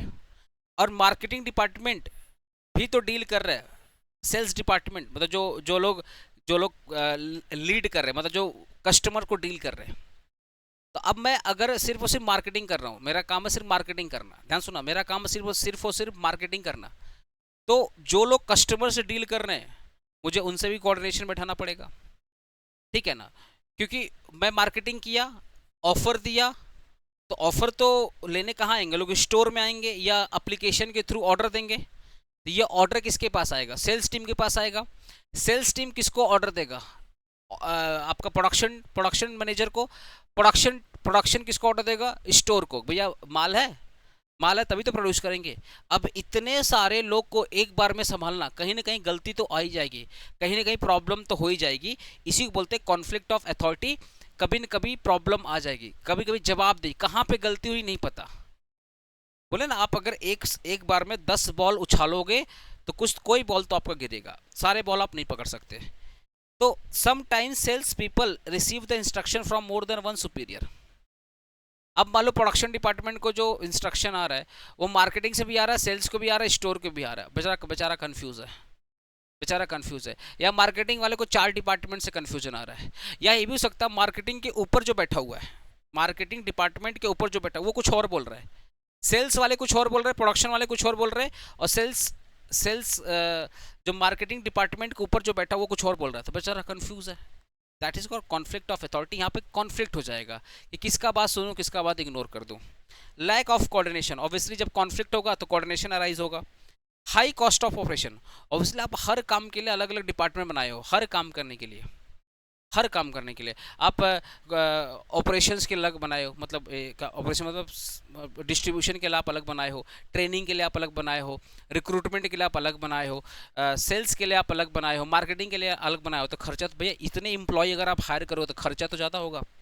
Complex sales structure require more manager, more supervision और स्टाफ सैलरी, स्टाफ स्पेशलिस्ट। अगर आपका सिस्टम बहुत कॉम्प्लेक्स है तो ज़्यादा मैन पावर का रिक्वायरमेंट है, और ज़्यादा मैन पावर मतलब मोटा सैलरी सबको देना पड़ेगा। रिजिडिटी इन स्ट्रक्चर, रिजिडिटी इन स्ट्रक्चर का मतलब क्या है पता है? सेल्स मालूम है, मार्केटिंग हो, एक प्रोडक्शन डिपार्टमेंट है, एक स्टोर डिपार्टमेंट है, एक सेल्स डिपार्टमेंट है। तो सेल्स डिपार्टमेंट, मैं मार्केटिंग से क्या करूँगा? कस्टमर का डिमांड क्रिएट करूँगा, कस्टमर ऑर्डर देगा सेल्स डिपार्टमेंट को, सेल्स डिपार्टमेंट ऑर्डर देगा प्रोडक्शन डिपार्टमेंट को, प्रोडक्शन डिपार्टमेंट ऑर्डर देगा आपको स्टोर डिपार्टमेंट को। क्या हो रहा है? रिजिड है ना, यही फ्लो चलते रहेगा। ऐसे ही मैं तुमको एग्जांपल दे रहा हूँ। मान लो ये है आपका सेल्स पर्सन जो ग्राउंड लेवल पे काम कर रहा है, जो कस्टमर से डील कर रहा है, डे टू डे बेसिस जो कस्टमर से डील कर रहा है, वो किसको अपना रिपोर्ट देगा? ऑब्वियसली सेल्स टीम को देगा। सेल्स टीम किसको रिपोर्ट देगा? एरिया मैनेजर को। एरिया मैनेजर किसको रिपोर्ट देगा? आपको रीजनल मैनेजर को। रीजनल मैनेजर किसको रिपोर्ट देगा? आपको जोन मैनेजर को। जोन किसको देगा? डायरेक्टर को। ये क्या है? रिजिड है ना, यही फॉलो करना पड़ेगा जीवन भर। अगर इस कंपनी में रहोगे तो यही फॉलो करना पड़ेगा। That is called rigid in structure. Difficult in supervisor, देखो कोई भी चीज़ अगर बहुत बड़ी हो गई ना तो उसको सुपरवाइज करने में प्रॉब्लम तो आ ही जाएगी। अगर आपका सिस्टम बहुत कॉम्प्लेक्स है, बहुत लार्ज है, तो इस केस में प्रॉब्लम हो जाएगा। मतलब आप पूरे वैरायटी ऑफ द प्रोडक्ट बेच रहे हो, आपके 100 से ज़्यादा प्रोडक्ट हैं, 100 से ज़्यादा आप कंट्रीज़ में डील कर रहे हो। सोचो ना, आपके मोर देन 100 प्रोडक्ट्स हैं और आप इंडिया से लेकर पूरे वर्ल्ड में डील कर रहे हो, तो कहीं ना कहीं डिफिकल्टी तो आएगी सुपरविजन में, ठीक है ना। एक होगा स्लो डिसीजन मेकिंग, इतने सारे लोग इन्वॉल्व हैं तो डिसीजन फास्ट नहीं होगा। डिसीजन फास्ट कहाँ होता है? जहाँ पे कम लोग इन्वॉल्व होते हैं, जहाँ पे इंडिपेंडेंसी होती है, वहाँ पे डिसीजन फास्ट होता है। पर इतने सारे लोग हैं, डिसीजन फास्ट नहीं होगा। What do you mean by decentralization of sales management and benefit? देखो डिसेंट्रलाइजेशन का मतलब क्या होता है? टॉप टू बॉटम, याद रखो, टॉप टू बॉटम में ना, ये पहली बात, ये बड़े बिजनेस में अप्लीकेबल होता है। मैं इसको सिंपली समझा दे रहा हूँ, ये बड़े बिजनेस में अप्लीकेबल होता है, ठीक है ना। तो फॉर एग्जांपल मैं हूँ एरिया मैनेजर, याद करो मेरा एग्जांपल, सेल्स ऑर्गेनाइजेशन स्ट्रक्चर का एग्जांपल मैं याद कर रहा हूँ। मैं हूँ मान लो एरिया मैनेजर, मैं क्या हूँ, एरिया मैनेजर, और मेरी एरिया यहाँ पे क्या है, कोलकाता। मेरा सिर्फ और सिर्फ कोलकाता वाले कस्टमर फोकस है, मेरा सिर्फ और सिर्फ कोलकाता वाले कस्टमर से फोकस है। अब इसके रिगार्डिंग, कोलकाता वाले कस्टमर के रिगार्डिंग अगर मुझे कुछ डिसीजन लेना तो मुझे टॉप डिपार्टमेंट से नहीं पूछना है। तो डिसेंट्रलाइजेशन में सबसे फायदा क्या होता है ना, डिसेंट्रलाइजेशन में, कि अगर लेट से मैं एरिया मैनेजर हूं तो मैं अपने एरिया के रिगार्डिंग, जिस भी एरिया का मैं मैनेजर हूं उसके रिगार्डिंग मुझे कोई भी डिसीजन लेना मैं ले सकता हूं, मुझे किसी को ना बताना ना पूछना। हाँ, एट द एंड मुझे टारगेट अचीव करके देना होता ना, you have to achieve the target by hook and crook. आपको टारगेट साइलेंट करना, आपको टारगेट अचीव करना बाय हुक एंड क्रुक, ये हो गया डिसेंट्रलाइजेशन। लेकिन अगर ये सेंट्रलाइजेशन होता है तो मुझे कुछ भी अगर डिसीजन लेना है तो पहले मुझे एरिया वाले किसको देगा, रीजनल को, रीजनल वाले किसको देंगे, जोन मैनेजर को, जोन मैनेजर किसको देगा, सेल्स डायरेक्टर को, उधर से जो कमांड आएगा फिर मुझे फॉलो करना पड़ेगा। तो ये हो गया सेंट्रलाइजेशन। अगर मैं टॉप डिपार्टमेंट की बात मान रहा हूं तो होगा सेंट्रलाइजेशन। बट अगर एरिया मैनेजर खुद ही डिसीजन ले रहा है, खुद ही डिसीजन ले रहा है, उसको किसी से पूछने की जरूरत नहीं है। अब ये याद रहे बड़े लेवल में होता है, बड़े लेवल, जो आपका बिजनेस बहुत बड़े लेवल पे काम कर रहा है तो आप हर छोटा छोटा बात के लिए कि आप दिल्ली पहुंच जाओगे, मान लो आपका हेड ऑफिस दिल्ली में है। अब मैं कोलकाता के एरिया मैनेजर हूँ, मुझे कुछ भी डिसीजन ले रहेगा तो मैं दिल्ली बार बार फ़ोन करूँगा? नहीं भाई, मेरे जैसे 75 तो एरिया मैनेजर हैं। कलकत्ता, इंडिया क्या छोटा है, इंडिया तो बहुत बड़ा है, तो मेरे जैसे ना जाने कितने सारे एरिया मैनेजर हैं। समझ पा रहे हो मेरी बात? तो सबको तो जवाब देना है। तो इस केस में वही बोला गया कि भैया ये हो गया सेंट्रलाइज, जब एरिया मैनेजर अपना डिसीजन खुद ही ले रहा है। हाँ, ऑब्जेक्टिव सेम है भैया, सेल्स टारगेट अचीव करना, ऑब्जेक्टिव क्या है, सेम है। पढ़ लेते। Decentralization of sales organization means transferring the decision making authority from top level manager to lower level. तो टॉप लेवल ने बोल दिया एरिया वाले को, भैया तुम देख लो, तुम्हारे एरिया के रिगार्डिंग जो भी डिसीजन लेना है, तुम्हारे एरिया में जो भी सेल्स हो रहा है उसके रिगार्डिंग जो भी डिसीजन लेना तुम ले लो, as a regional manager, as a branch manager, as a local sales supervisor. ठीक है, यहाँ पे डिसीजन कौन लेगा, taken by the manager closer to the market rather than head office. यहाँ पे हेड ऑफिस नहीं लेगा, जो कस्टमर के बहुत करीब है, जो कस्टमर को बहुत अच्छे से परख रहा है, जो कस्टमर को अच्छे से रीड कर रहा है, वही डिसीजन लेगा rather than head office. Head office है दिल्ली में, भाई हम कलकत्ता में, हमको पता है ना कलकत्ता के लोग कैसे हैं, मेरे को पता है ना कोलकाता का कब डिमांड बढ़ता है, कब डिमांड कम होता है, यहाँ का नेचर क्या है, लोगों को कैसे इन लोग को डील करना हो, तो मैं समझ रहा हूँ। दिल्ली में बैठा हुआ मैनेजर थोड़ी समझ पाएगा, तो मैं कोलकाता के लोगों के लिए मैं डिसीजन ले रहा हूँ, that is called decentralisation.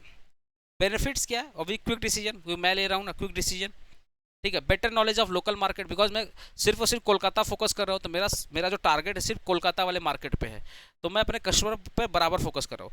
Greater flexibility, क्योंकि देखो जब आप कस्टमर के टेस्ट एंड प्रेफरेंस, डिमांड सब कुछ जानते हो ना, तो आप उसके हिसाब से आराम से चेंजेस करते हो। इससे क्या होता है ना, अगर सारे लोग अपना अपना डिसीजन ले लेते हैं तो टॉप लेवल का बर्डन कम होता है, ठीक है। Higher motivation to the of sales staff, है ना।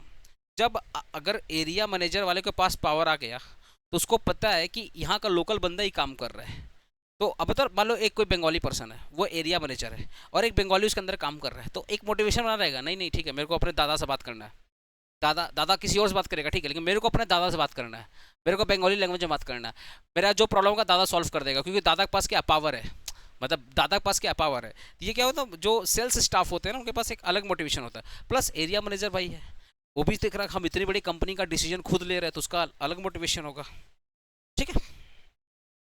4 types of organization structure already done है, 4 types of organization structure already मिल रहा है। देखो ना, लाइन पढ़ चुके हैं, लाइन स्टाफ पढ़ चुके हैं, फंक्शनल पढ़ चुके हैं, कंबाइंड, कंबाइंड का मतलब क्या हो गया, सबको मिला करके, फंक्शनल, जोग्राफिकल बेस सबको मिला के पढ़ चुके हैं, ठीक है ना।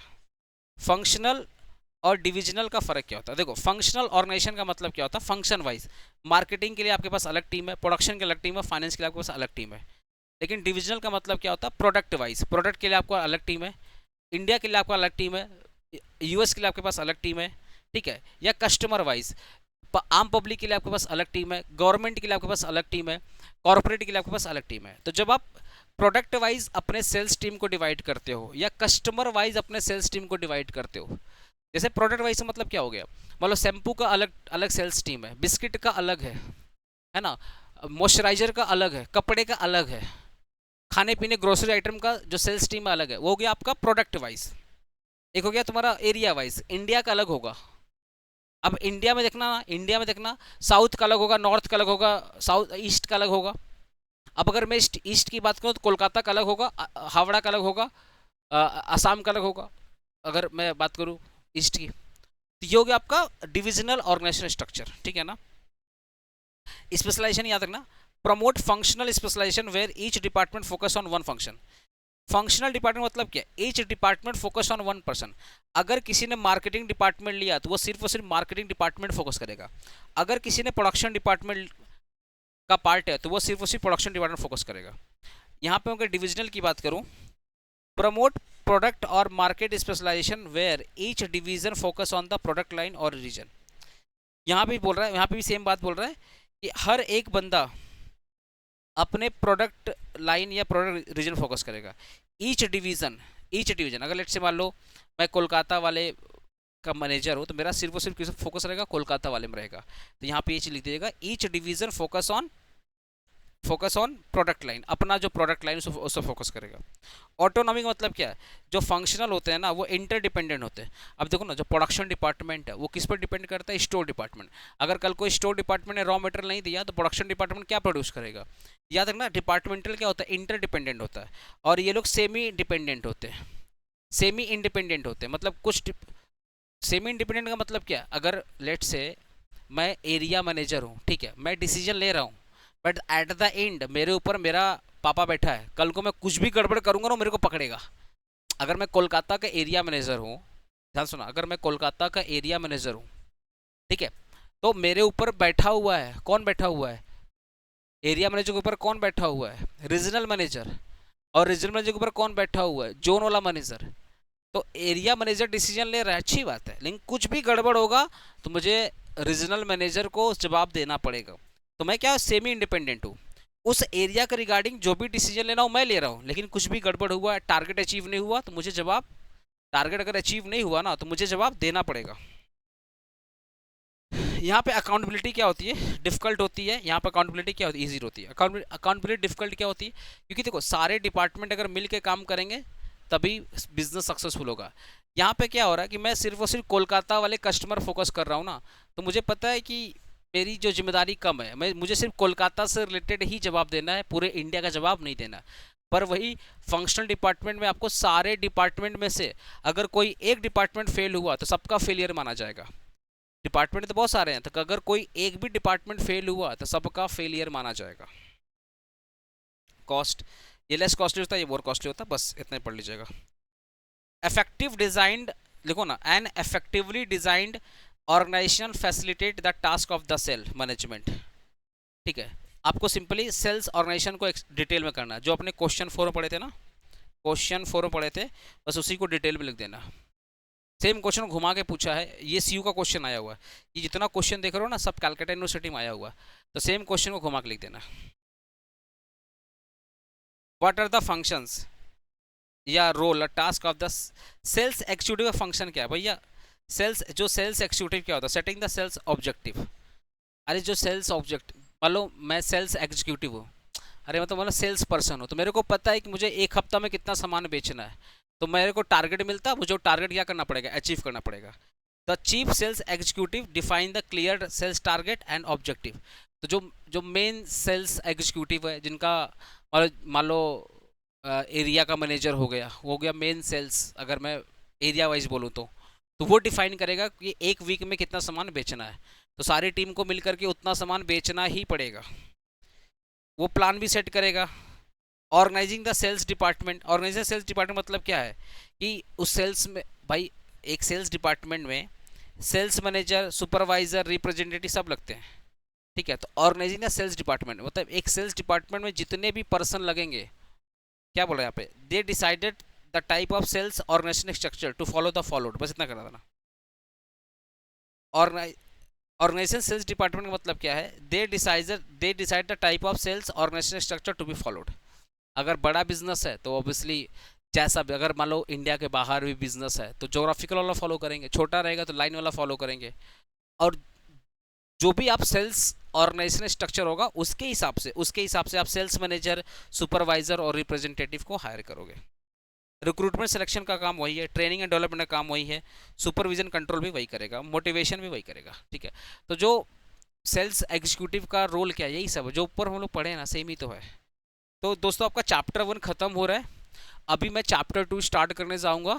ठीक है, तो मेरा जो नेक्स्ट वीडियो आएगा चैप्टर 2 आएगा। प्लीज़ वीडियो को शेयर करना, लाइक करना, और प्लीज़ वीडियो को शेयर करना अपने दोस्तों के साथ, और लाइक करना, कमेंट करना कैसा लगा वीडियो को। Bye bye, take care. Next video आ रहा है चैप्टर 2 का।